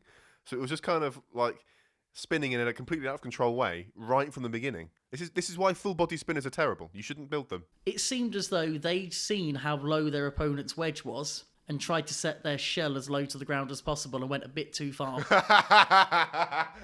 So there wasn't. So, the shell was supporting some of the weight. So as soon as they've tried to spin up, the inside has started spinning inside. So it wasn't the wheels that had no traction. It was the shell. Well, it's both, isn't it, really? Yeah, both, yeah. Oh, that's ridiculous. Because you could see, as soon as they moved off of their starting spot, you could see the rubber from the tyres. Yeah. Where the inside had been spinning. So even though the nature of the knockout seems a bit lucky, there's no way they were doing anything in this fight anyway. I mean, yeah, I don't know. It's just, yeah, Megabyte. I think the best thing about Megabyte in this fight was the smoke rings it blew trying to get free at the end there. Yes, that looked like it was, I don't know what system they use to run the weapon. I don't know if it's chain-driven, belt-driven, clutch or whatever, but something was unhappy as they tried to get it spun up on the side there. You would imagine belts. I was just amazed that it was blowing smoke rings. That really cracked me up. I hadn't noticed it, so I didn't know what to say. You hadn't noticed the smoke rings? It blew smoke rings. I'd noticed smoke. No, but then watch it again. It's actual smoke rings being blown. It's really funny. I'm not going to do the whole Ryan and Sam Google robots thing here, but I believe you. Disappointing. I believe you. It's kind of a... Well, I think it's tempting to look at this as Megabyte losing rather than Shaku winning. But I think... even though they're up against an opponent that's not at its best, they have approached this fight perfectly. They've rushed them immediately and got a good hard hit in. Even when they were inverted, they've not really given them a chance to get back on their feet unimpeded. They've gone in and hit them again, and that's how they've got them hung up on the wall. So I think aggression has definitely won out there. And I think even with Megabyte working at its best, I think they would have potentially struggled here. Yeah, it would have been a tough fight either way. Yeah, it's unfortunate not to have more to say. But I look forward to seeing it again. Yeah. Should we move Next. on? Move on? Yeah, you go for it. What do we have? We have Snake versus Suspension. This is a battle between a spinner killer wedge and not a spinner. I still don't understand Suspension's weapon. I don't understand what there is to not understand. Well, but like, it's just weird. It's just like a weirdly articulated wedge that's not really a flipper. I don't know. It's just bizarre. Right. Have you seen Stinger from BattleBots fight? Maybe. I know I asked this last time as well, actually, but it's the same idea. It's essentially two lifting mechanisms. The front is the sort of wedge plough, which can lift or go down, and then the other is almost like a sort of front hinge lifter on top, which can come over the top. They are, I believe, independently powered and independently controlled, but they give quite a sort of... It's about range of motion as much as anything. And that was really clear when they got picked up and they were able to sort of shake themselves free because they had lots of things they could move around. Yeah, it's a weird weapon, but me not understanding it doesn't mean it's a bad idea. I like the fact they have a flamethrower, sort of. And it is definitely a flamethrower. It meets all the definitions. I think for me, the really interesting thing in this fight is Snake. Yeah. Because we didn't really get to see much of the win that got it here, so it was hard to tell whether it was a reasonable machine or not. But it actually looks really good. It won the Who's Closer to the Ground competition every single time, I think. Suspension, I don't think they ever got under Snake. And, so maybe they did once or twice, but like, Snake is really good. They never even got close to doing it. Yeah, they're really good at getting under robots. It's very good, very impressive. And that's immediately put Suspension on the back foot as well. As soon as both teams know that Snake has got the lower ground clearance, it becomes Suspension's job to get around the side or back. That's allowed Snake to just sit there, stay faced up, and pick them off when they did come in. And I think it's an absolutely excellent drive from the Snake team. They don't really have that knockout potential, but they just kept attacking when they could, kept scoring points if it went to the judges, and then Suspension has, for whatever reason, just stopped working. Even without that, they're still not winning that fight. It was Snakes like controlled that fight from the get go. Really, it's a good little robot. I was pleased to see that. Am I correct in thinking the Suspension, the team that built Suspension, have they done the wacky things in Robot Wars? I'm not sure I'd quite call them wacky, but yeah, the two expulsion robots. Yeah, those ones. Yeah, well, they're all a bit. Two expulsion robots. They're all a bit weird. They're all different, which is fine. But anyway, I was quite pleased to see that this team they've built a robot that can self-right. That was nice to see. Yes, I'm glad to see them not building Spinner as well. I'm glad to see they've gone in with the more pragmatic design. This against something like Megabyte would struggle. It's the sort of thing that is going to upset some very good robots. And it's something they've finally built that they can actually control, which with the last version of Expulsion, they couldn't because it was just a weird design. The one before they probably could control, but it couldn't move. They finally found that balance. Yeah, I think they're building better robots every time, I think. Which is strange because the team itself obviously keeps changing as kids come in and out of the school. So with most teams you look at and you go, well, they're going to incrementally improve every design they do. Whereas with these guys, I don't quite see how that works. I imagine the teachers are gaining experience. Well, that must be it. It'll be there will be some consistent sort of like influences on that team who learn every time. So yeah, that'll be what does it, I think. It'll be interesting to see how Snake does against a robot that can actually deal damage. Because so far they've not come up against anything. They had that weird little pincer thing in the first round, in what was basically a bashy fight that went to the judges and they won.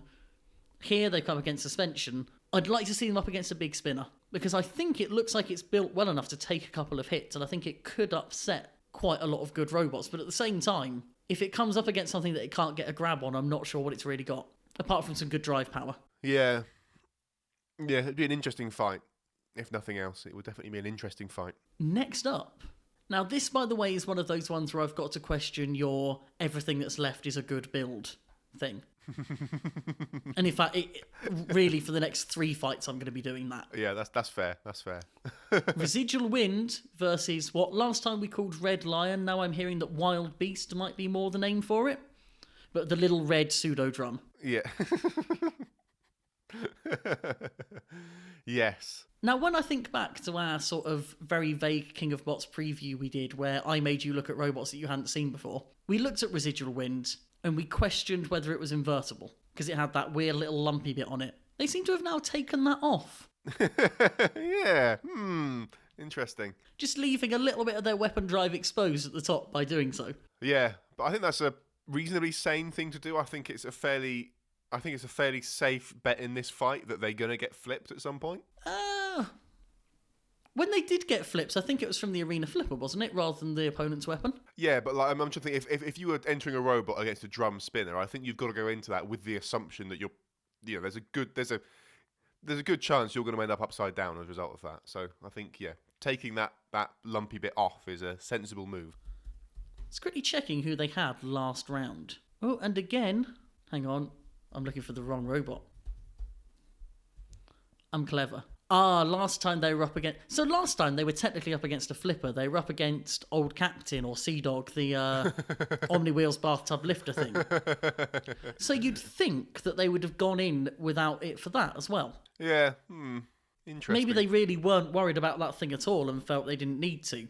Although, if you're not worried about them flipping you, why are you worried about keeping that little bit of weapon chain exposed or covered? Yeah, I don't know. It's a strange choice. It hasn't helped them. They both struggled at the beginning to get their weapons going. Nothing really. I was sort of worried it was going to be just like a bashy, all down to the arena hazards fight. They both seem like they're decent weapons when they get going.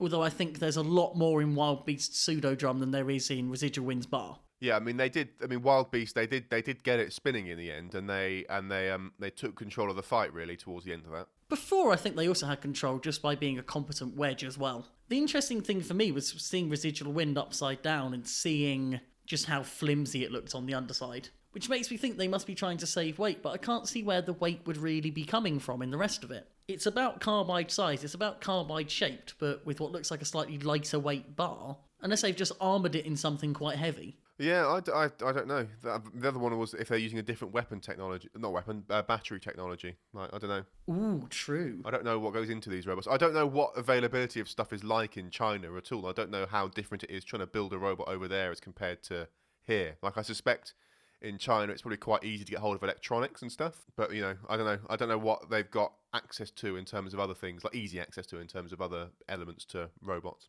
I don't know. I mean, in amp weight terms at least, you can get basically everything you need from China. It's just going to be probably crap. So I would imagine that there's no issue of availability, it's an issue of quality. How easy is it to import a good quality version of, say, the battery you want? I don't know enough about where good components come from to be able to say if Chinese stuff is inherently bad. I think there's a greater range of quality and it's more difficult to judge what quality of product you're going to get. Okay. Because again, the understanding I have of the way China works is that basically anyone can just start making anything and selling it. And they can describe it and advertise it in an identical way to the competitor, regardless of whether that's accurate or not. I hope I'm not getting libelous here, but that's the impression I've got of that sort of legal system as much as anything, really. It's not like here, I couldn't come out and just make a children's toy called Bego and just start selling it. And, like make it out of dried biscuit crumbs or something, just squashed together and coloured into a brick. And then some poor kid's grandparent who doesn't really know what they're doing just goes out and buys it because it looks like the thing they're expecting to find. I don't know enough about China to have any comments on this. I don't know anything, I'm just supposing things. Moving on to 2 more quite badly made robots. Knife Legend and Moments. By Robot Wars. We've got the slightly more agricultural-looking tomb clone here, shall we say? Yeah. How do we even try and describe Moments? The only way I can describe Moments is the thing that Griffin died for. It's just this is one of those fights that you look at and you think, oh, we've got like a horizontal spinner and a spinner at an angle. This should be good. There should be there's potential here to have an interesting, exciting fight. And nothing happened. I mean, did the robots ever actually make contact? They did not. No. If this were an ant-weight battle, it would have been restarted. Like Moment sort of scraped the ground with its weapon, which was interesting, and then Knife Legend disabled its own weapon, hitting the wall, and then just ran circles around Moment, and then Moment got counted out. That's the whole fight, and it's just dull. There are lots of elements that come together to make a robot good. Strong drive, potent weaponry, reasonable armour, reliability. And the one that we tend to forget is driving. And what we've seen twice now from Knife Legend is that they seem to have a vendetta against walls, because that's all they ever hit. I'm gonna steer clear of judging them on this. Robots are hard to drive. I think they're even harder to drive when you put the wheels right at the back. Yes. And really close together. Yes, I would like to think there are things they could do to improve it. They've basically strapped a big weapon on and gone, yeah, that's done. Maybe we'll add some wheels at some later date. I'll just shove them on the back, that'll be fine. Perfect. Griffin died for this. Griffin died for... I don't care that it didn't really drive in a straight line. It still would have done more in this fight than either of these two did. They might have made contact. Next. Not that it gets that much better here, really. Well, what we have here is like a lightweight-ish tournament inside of a heavyweight tournament. Yes. I was quite looking forward to having more multi-bot versus multi-bot battles. Unfortunately, this one wasn't really any kind of contest. Ninja General, basically 3 pieces of watch mechanism against 2 actually competent weapons. Oh, yeah. Ninja General, not so good. Thunder and Lightning looks like a really cool... They seem like good robots. Yeah, they're really solid looking. Yeah. Now, is their weapon, the weapon they have, is it a drum or is it a disc? Or is it a drisk? Uncontroversially a disc. A disc, okay. Not even a conversation. Okay. I feel like I need to keep asking you though, because like every time I ask you this question, I get an answer. For one, it might be different. You might change your mind. Who knows? Maybe I'll ask you next week, and Thunder and Lightning will have a drum. I don't know, like one drum between them. Who knows what you'll say? But yeah, it's all just data points. It's useful to assimilate all this information, so that one day I too can tell the difference between a disc and a drum. And at that point, you will just ascend. Yeah. Well, at that point, I will have subsumed you. I will have taken on. I'll no longer be needed. Yes, I'll have taken on everything that's required. All the input you give into this podcast, I will have taken all that on, and you will just get 2 hours of me monologuing. Do you at least try and do my voice for some of it? No, I don't think I can do impressions of people very well. In fairness, I think one of the greatest improvements we could make to this podcast is to eliminate my voice from it. That's a bit harsh. I'm not the most listenable person, I'm fine with that. I choose to record myself anyway. I think you sound fine. Oh, stroke my ego more. Go on. No, that's enough. Although it says a lot that my ego can be stroked by being told that something of mine is acceptable. I said fine. It's like, well, it's not awful. It's fine. Fine can be good. Getting back to normality for a moment, because I feel like there's no other way to transition out of this if we let it carry on. I find it really interesting, and I have said before I'm not going to criticise the editing of this show, but I do find it interesting that they chose to put these 3 fights last. It's interesting to me that they didn't feel the need to kind of balance the good and bad fights. Because episode 4 is a much stronger episode. And I don't know if that just says something about their audience almost having a bit more patience than we maybe do and just going, well, yeah, this is how it is. This is fine. It does seem to be a consistent thing, doesn't it? It seems to be quite consistent across all the episodes so far that you've got some good stuff at the beginning and then it kind of tails off. Yes, that's broadly been the case. I think... I'm just going to quickly check my list of battles. As far as generalisations go, I think that's a reasonable generalisation to make. Yeah, I think what we've had in the first 3 episodes are robots. Well, especially episode 1 and 2, I think they put fights last that featured robots with a story that they wanted to talk about, which obviously for us doesn't really do anything because we're not understanding that part. So I wonder if that's more the idea behind it, but I don't see that in these episodes. Again, it's fine. It's not necessarily a criticism. It's more of a difference.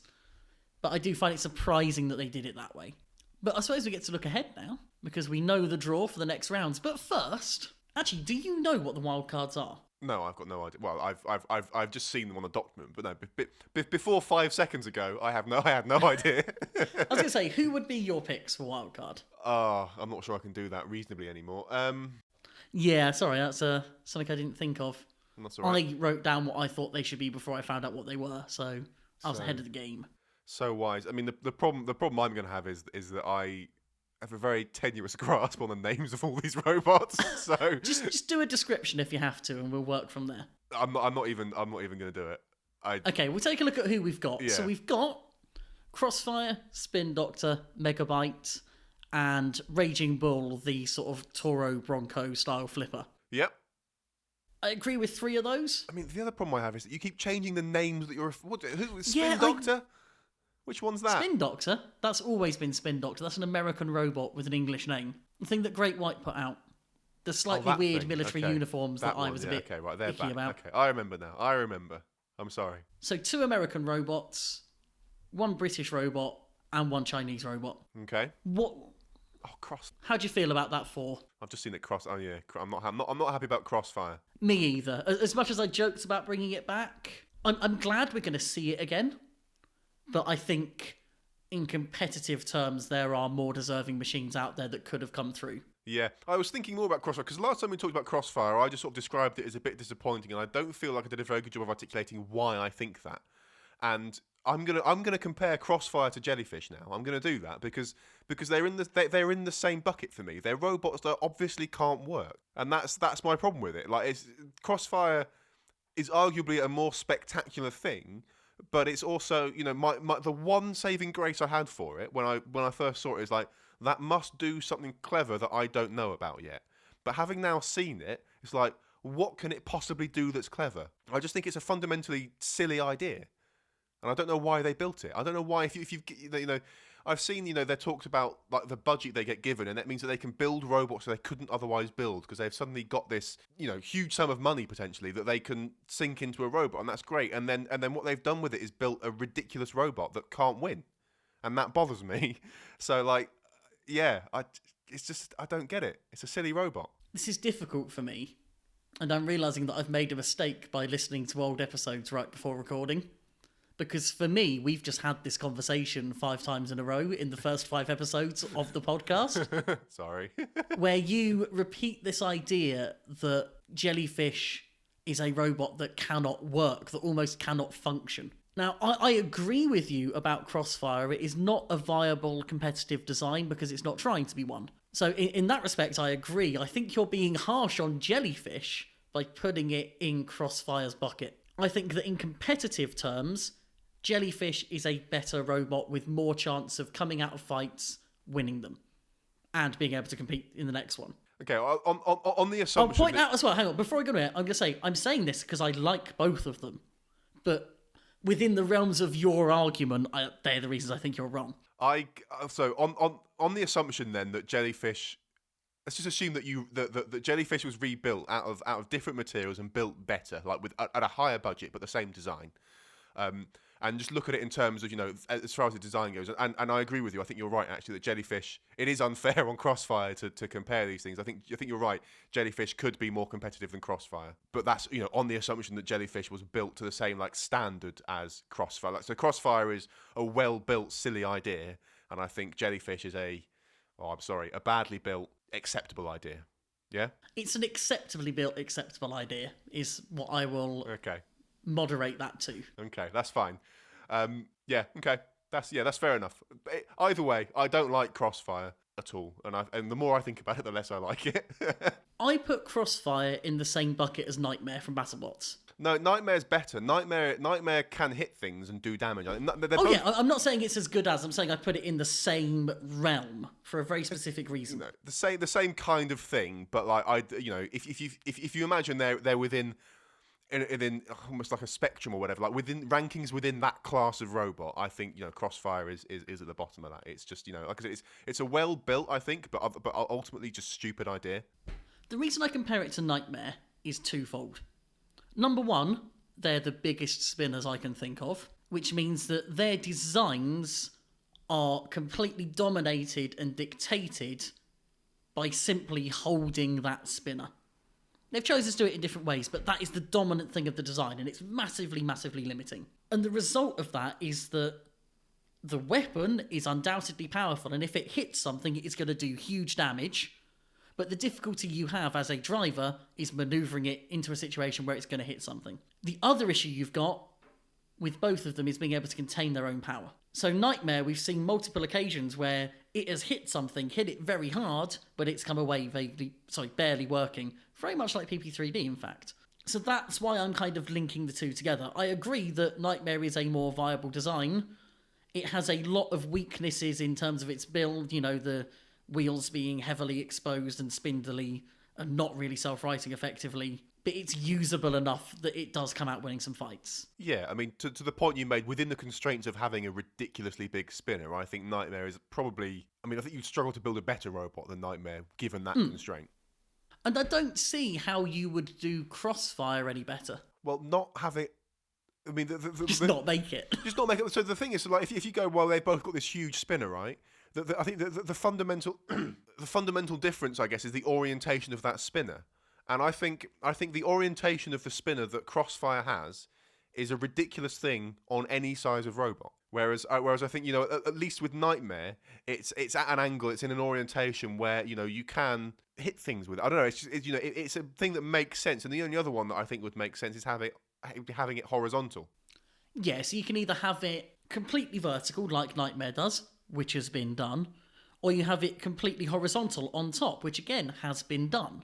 Not at this scale, but it has been done. And I think Gary has very specifically set out to make something that is a unique heavyweight. Oh, well, he's certainly achieved that. Yeah, absolutely. And I don't see how else you do this uniquely. And I think that wanting to be unique is a valid reason for building something like this, especially if someone is going to fund it. And what the TV company get in return is something that is visually incredibly striking. And when they get that weapon going and the flames going underneath it and the flames are kind of swirling around with it, it is the sort of thing that you put in the trailer for your show and people watch to see that. And even if they don't see any more than they've seen of it already, they're then getting to see the other stuff. It draws people in. So I think that Crossfire is very much a first series robot. If this were the second series, I'm not sure they'd have taken it. But as something to have on your show to help get it off the ground, there's very few better. Yeah, I think those are all very good points. I do, however, completely agree that it should not have got a wild card. Yeah, I think yeah. It getting a wild card is a bit silly, I think, yeah. I'm happy that it did, because I want to see it again, but in competitive terms, there are better competitors there. Yeah, definitely. Given that they've already brought 2 American robots through, I think it would have been nice to have brought a second Chinese robot through. I don't want that to be a constraint, but at the same time, because I can think of Chinese competitors that would be better in that place than Crossfire, it would have been a nice little bonus of that to have it slightly more evenly represented. So, for example, I would happily be bringing Thunderstorm through. Well, they brought Crossfire through. I hope its next fight is more entertaining, at least for me. I just want to see it hit something just to see what happens. Yeah. Yeah. But that's something that we could have also seen in a Rumble at the end of the series instead of having it as part of the main competition. So the interesting thing with the wildcards as well is that they have matched them up against each other in the next round. And I don't know how I feel about that. Because it does prevent us having a situation where all 4 wildcards go through, which I think some people would dislike. I think it's fine if you're saying they're worthy of being at this stage of the competition. You should be saying they're worthy of going to the next stage. But what they've done instead is guarantee that 2 are going to go through. Yeah.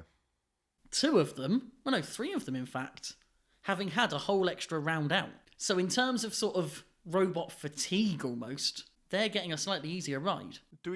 How much do we know about how much time they've got between fights to sort their robot out and stuff? Not anything I've really heard any info on. I think filming lasted a couple of weeks. Okay.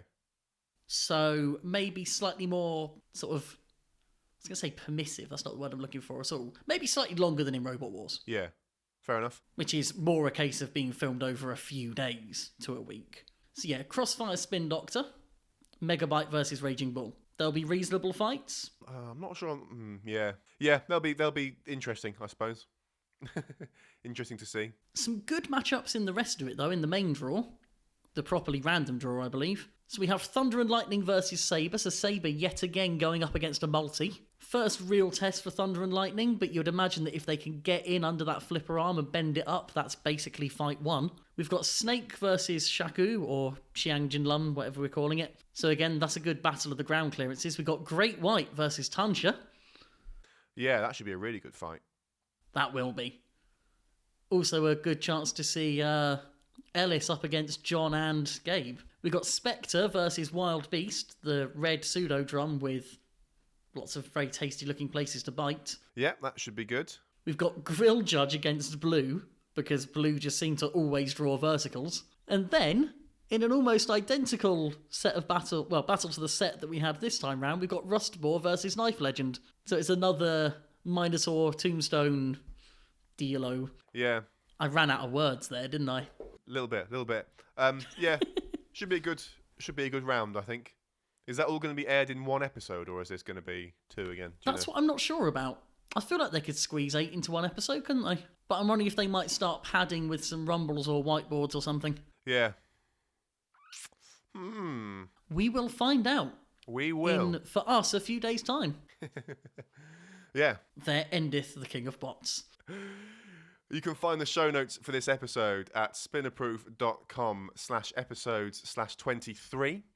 There you can find links to all the stuff we've been talking about today. You can also find a link to our Twitter at Spinnerproof, where you can tweet us your favourite car. It's a question I don't have an answer for as well. It's the best bit.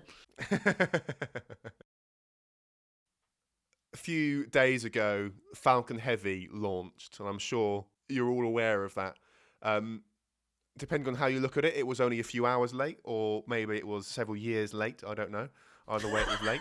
Somewhere in that range. Well, because it was like from the firm launch date they gave, it was only a few hours after that. But yeah, it was. Well, I watched it live. I think Ryan, you watched it live as well. I did. Yes, I forewent exercise for this. So proud of you. And well, I really enjoyed watching it. I thought it was spectacular. So I'm just going to summarize the mission quickly, and then you can tell me why it's terrible and I shouldn't have enjoyed it. So this was a demonstration flight by SpaceX to show that they've got a heavy lift vehicle now that works and that they can do it. It is from the outside, it basically looks like 3 Falcon 9s strapped together, and they all launch. And then the 2 outer ones will separate. The center one will throttle up a bit more, and then it will be business as usual. Stage separation again. The second stage goes off and does its thing. And it was a demonstration that they can do that now. And it largely went off very well. It launched, which was amazing to see. The side boosters separated. They came back and they landed almost perfectly in synchronization with each other, which was fantastic. It was amazingly close to the simulations or the animations that we've seen before. The center stage or the center core was meant to land, but it's my understanding that it ran out of the ignition fluid for lighting the engines, so that when it did its final landing burn, only one of the 3 engines it was meant to light actually ignited, and then it slammed into the sea at like 300 miles an hour or something. That's my understanding of what happened, but SpaceX aren't being very forthcoming with that information. And then the primary mission was putting their payload, which in this case was a Tesla Roadster, into, I think, basically the biggest orbit they could. I think they were anticipating an orbit that went somewhere its what would it be? Its apogee, it would be roughly distance away from the sun as Mars is. I think the final burn, I think they had more oxygen left than they thought they would, so they just ignited the upper stage and just left it running for as long as it could go for, and they got way out into the asteroid belt, I think. So they've shown that they can fling things into deep space, So they've in terms of what they were trying to demonstrate, successful mission. The only sort of slight flaw was landing that center stage. It would have been nice to see that land as well, but otherwise very good. And I really enjoyed watching it. It was fantastic to watch live, and I'm glad I did. I'm also glad I did. I don't watch enough launches, and I'll be honest, there was a large part of me that was watching it because if it failed, I didn't want to miss that. But I'm glad it went off well. And I think the thing that I always forget and that always sort of re-impresses me when I watch a launch is how little time it takes. You know, these things are up, out of atmosphere within a couple of minutes. And they've got a circularized orbit within, about 10 minutes?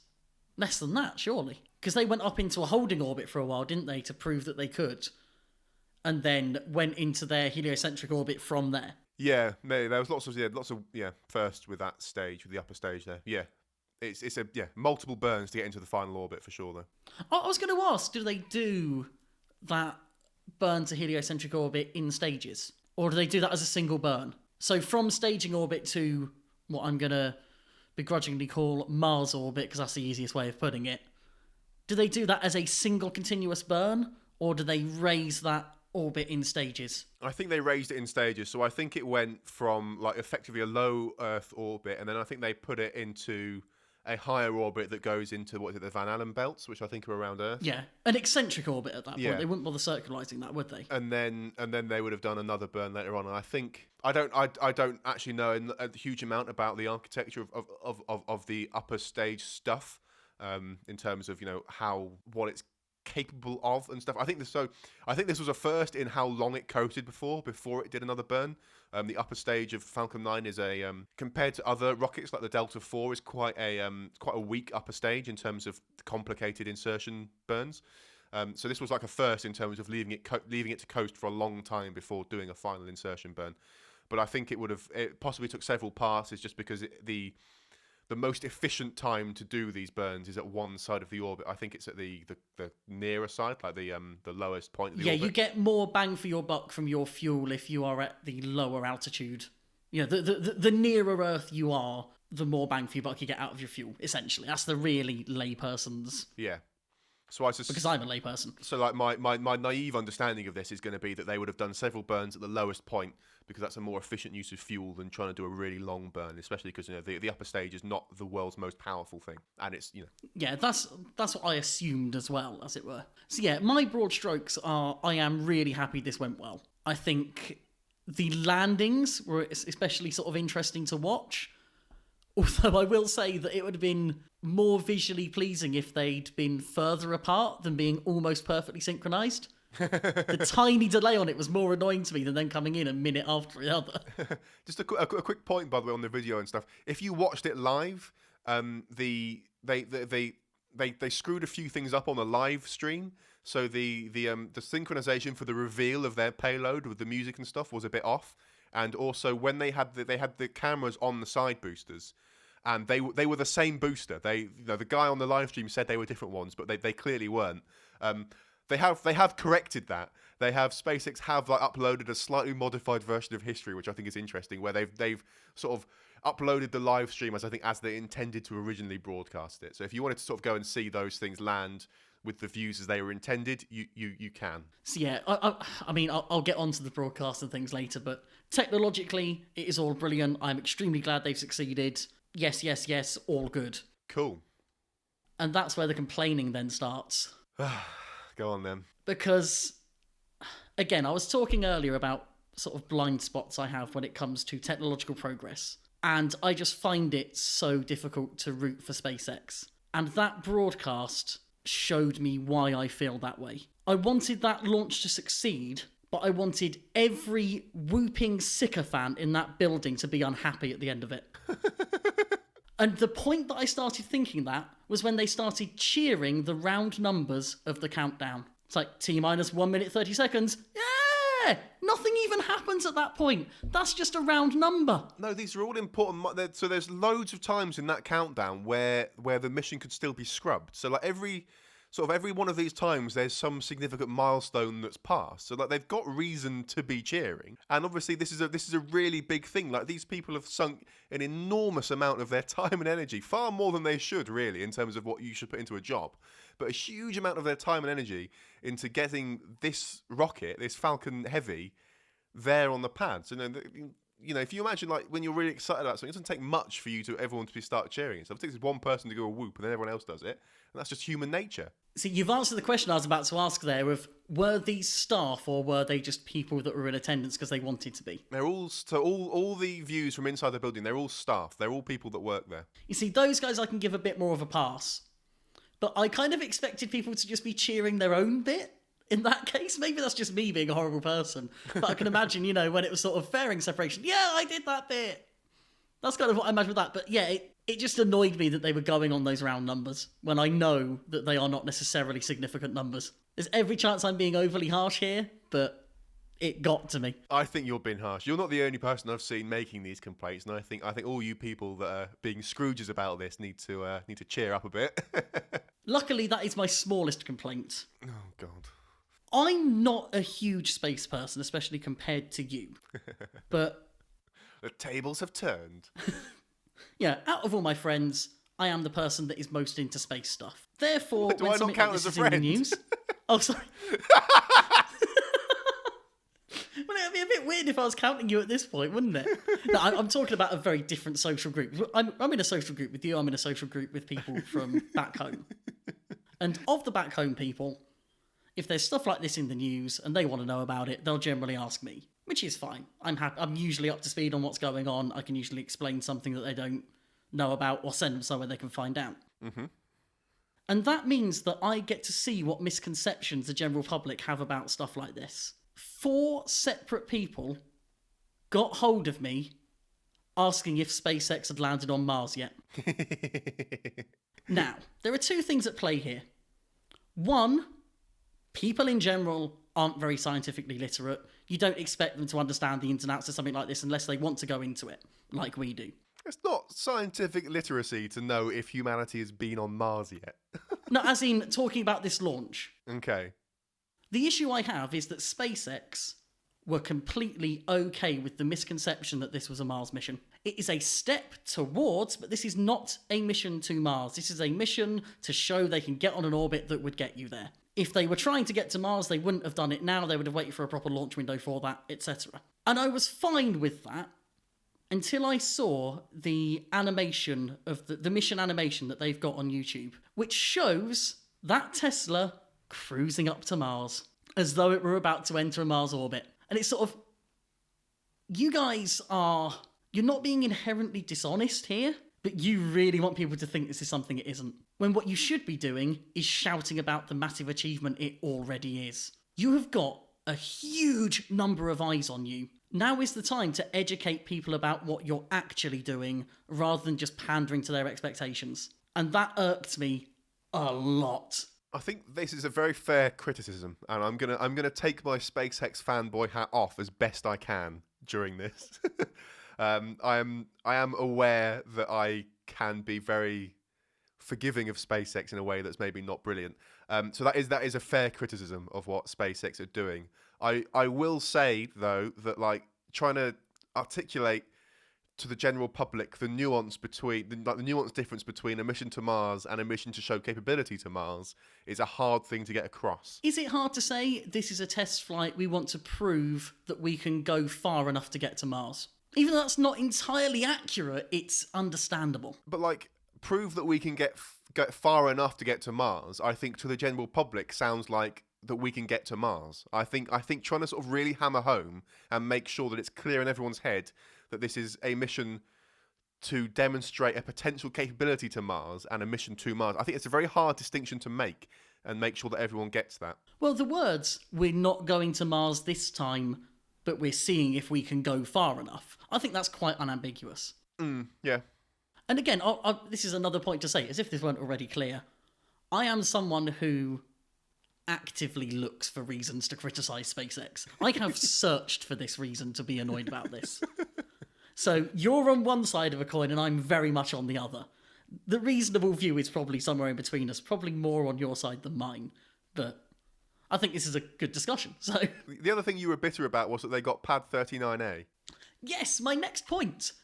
It's a perfectly pragmatic allocation. It is the best place for the job, and yet it still annoys me.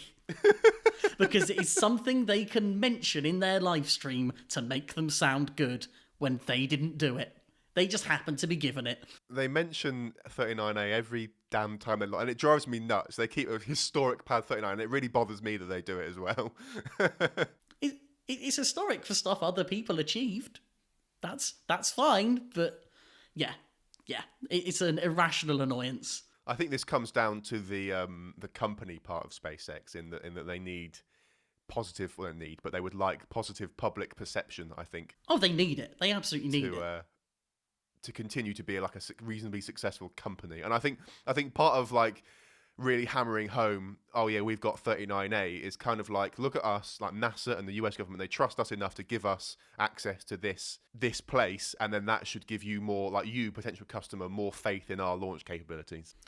I think it's also attractive to companies that want to launch things with them to know that there will be a bit of publicity around it, because it's something that they can hang off of as well. And, you know, any company that is really meeting its responsibility to itself and its shareholders is going to take any opportunity of publicity they get. So I understand that. And SpaceX definitely like supply that as well. So on all their broadcasts of their launch, their live streams of their launches and stuff, there will often be a spot of like someone from the company, someone from their customer will be there explaining what their product is. Like, oh, this satellite is going to provide whatever to this area of the world and stuff. So there's often a little bit of like a marketing thing for the other company, and obviously they get the company also they get their logo on the fairing for the rocket as well, which bothers me. But yeah, so there's SpaceX definitely want the public attention. It's a bit of an extra bonus on top of a low price for launch compared to other providers. It's and you get a bit of marketing out of it as well. It's funny you mentioned the fairings there, because my favourite part of this whole launch was actually getting to see the fairing deployment, which is something that on a lot of launches, well, of the ones I've seen, that tends to be something that they don't show live, presumably for fear of something going wrong. But on this one, they did show it, which I quite liked. There's a bunch of things. I think a lot of the other launch providers from America, they're like ULA and stuff like that. They're doing government launches, and when SpaceX have done government launches, they don't show the fairing deployment either. They kill coverage after the stage separation. So I think that's part of it, and I think the other part of it is obviously SpaceX. They're big on the follow along the entire mission type thing to try and get that extra bit of publicity. Yeah. Unfortunately for me, that moment was ruined very comprehensively by the whole Bowie thing. I was kind of okay with them using Space Oddity. I think that is a song that at this point basically belongs to space travel, thanks to Chris Hadfield. I'm okay with that. But to me, David Bowie is above being commercialised. And the fact they were playing literally my favourite song in the world to basically advertise themselves, and also, you know, by doing so, maybe slightly hoping that misconception we were talking about by playing Life on Mars, that annoyed me. And it shouldn't. It's irrational. It's not a worthwhile point to make in an argument, but boy, did it annoy me. It's another one of those things where I can see, because again, you're not the only person I've heard complain about this, and I can see where you're coming from. That it is a bit weird in this big moment that they then sort of like play that thing. But I'm very much on the side. I mean, it didn't bother me. I don't mind at all. I'm very much on the, if you want to do something silly, then do something silly. People being silly in space doesn't bother me at all. I encourage it. I think this is just speaks to society in general for me. Is there's a lot of like, oh, you've got to be a grown up, can't have fun anymore kind of thing, and that's always bothered me. I don't like the idea of growing up and stuff. So, you know, if they want to launch a car into space and play silly music over the top of that, then more power to them, I think. Maybe if they cut it in better, I'd have been a bit happier with it. But they brought it in a really janky way. That's the thing. So like the live version of this wasn't very good. If you go onto their channel now, they've got what looks to have been the live version, but it is edited. It's not the same as what they initially did, and it's been cleaned up in that way. So the whole start of that music and the fairing separation stuff is much more cleanly done. There's no random cut to the Kerbal Space Program map and stuff like that. It's Oh, I love the Kerbal Space Program map. oh, the map is fine, but they shouldn't have cut to it when they did. You know, it was like it was just as the big sort of like, oh, the fairing. We heard over the radio fairing deployment or whatever, and then it was cut to the map of where all the stages were. It's like, that's not what we want to be seeing right now. So they have cleaned all that up. So if you wanted to go and sort of like watch the clean version that will go in the history books, then you can. So the issue I had with the song was more the point of the song that they cut in, but small fry. I will say I'm okay with the payload thing, although I do wish that they'd equipped it to keep broadcasting. Although I realise that the reason they don't want to do that, I feel, is that they know that car isn't going to survive very well and that spacesuit isn't going to survive very well. I'd love to, from a curiosity point of view, see what that thing looks like in a year. But I don't think it's going to be very good marketing to show what that thing's going to look like in a year. When that's had, 12 months of radiation and debris and everything else bombarding it. That's definitely one possible view. I think that it was just considered less. I think it was just like, we need a payload on there, and we're just gonna put what we can on this thing for just. I think it was like short-term thinking in terms of just like, oh, we need a payload on this rocket. We'll put that car on it. We'll equip it as best as we've got time for cameras and stuff. But the engineering effort to put solar panels on there and make it long-lasting and stuff is like, well, at that point, it's a big investment into what effectively amounts to a satellite built into a car at that point. And it's like, well, is it a big investment by the scale of what they're doing here? I think the difference between launching a car with some cameras attached to it and launching a car that's got like long range comms and power delivery and all that kind of stuff, I think the extra complexity of that is significant, and I think it's significant enough that it's just not worth it to them. And I agree, though. I completely agree. It's a shame that it's not there. It's a shame that it hasn't got the power didn't have the power to transmit for very long. But I think your view is potentially the more cynical, and it might also be accurate. I don't know. The less cynical is just that they didn't bother. They didn't have the time, or didn't think it was worth the time. My view is they probably considered it, and then when, well, actually, we're not going to get, it is a lot of work, and it might make us look a bit bad. Is this something that, it's something that people will be curious about, and I think people like us would be interested to see that and would be pleased that they'd done it. Whereas, again, they're thinking about the more general consumption of news about SpaceX and how they look, and they've gone, not worth it. It's not something that's a big thing, it's just a slight missed opportunity in my view. And I do think that the whole dummy payload thing completely makes sense. I see why you wouldn't put something big and expensive up. But at the same time, I think if there's an opportunity to send something up that's not going to cost the Earth and is something that we might learn from in some way, I kind of think that's worth doing. But that might be why I'm not someone that gets to send stuff into space. No, I think it would, like I said, it is a shame that it's not a more useful payload. But it is what it is. It's not.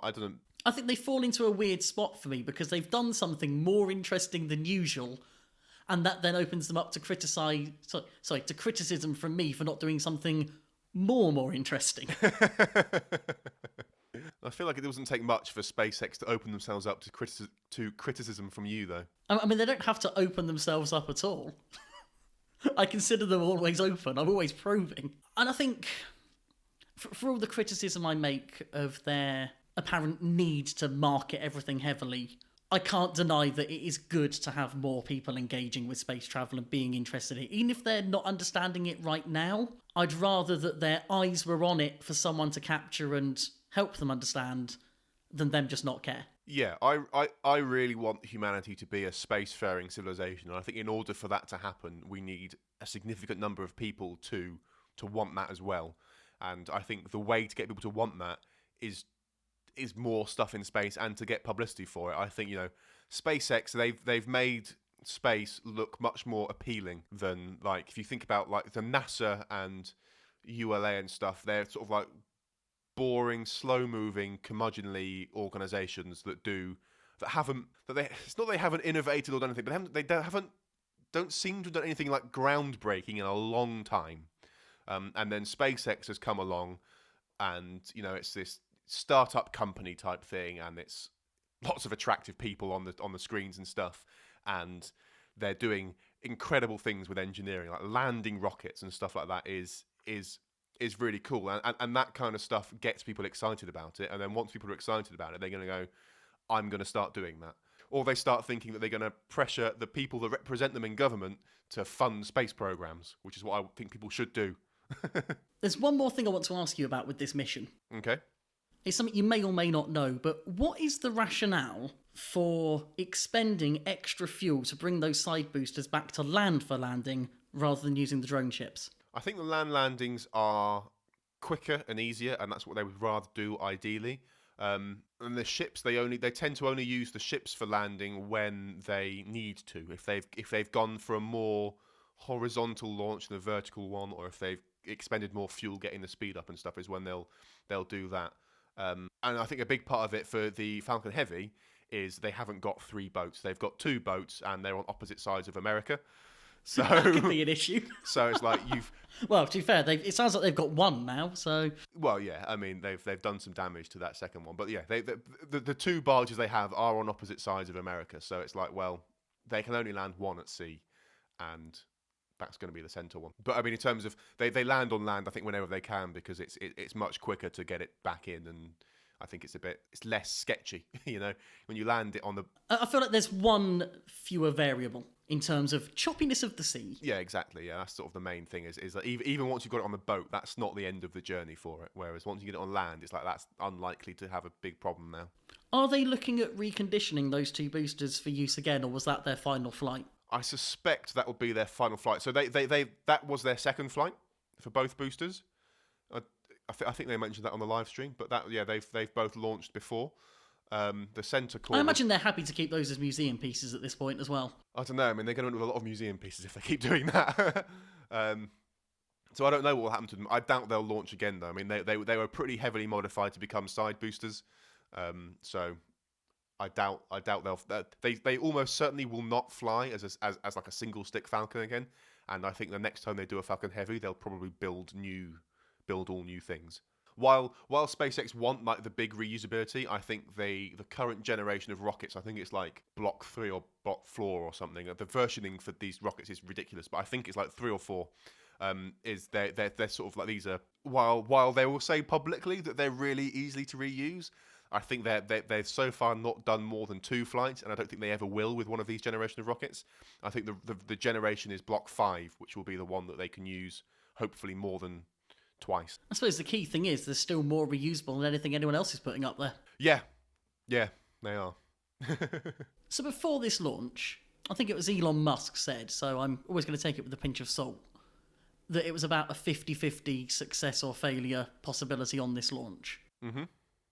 Have you got any idea of what they believe they will have learned from this to make the odds better next time they do this? I think the big unknown for them was the aerodynamics of the booster separation and then landing them again as well. So you'll notice that you may have noticed the grid fins on the.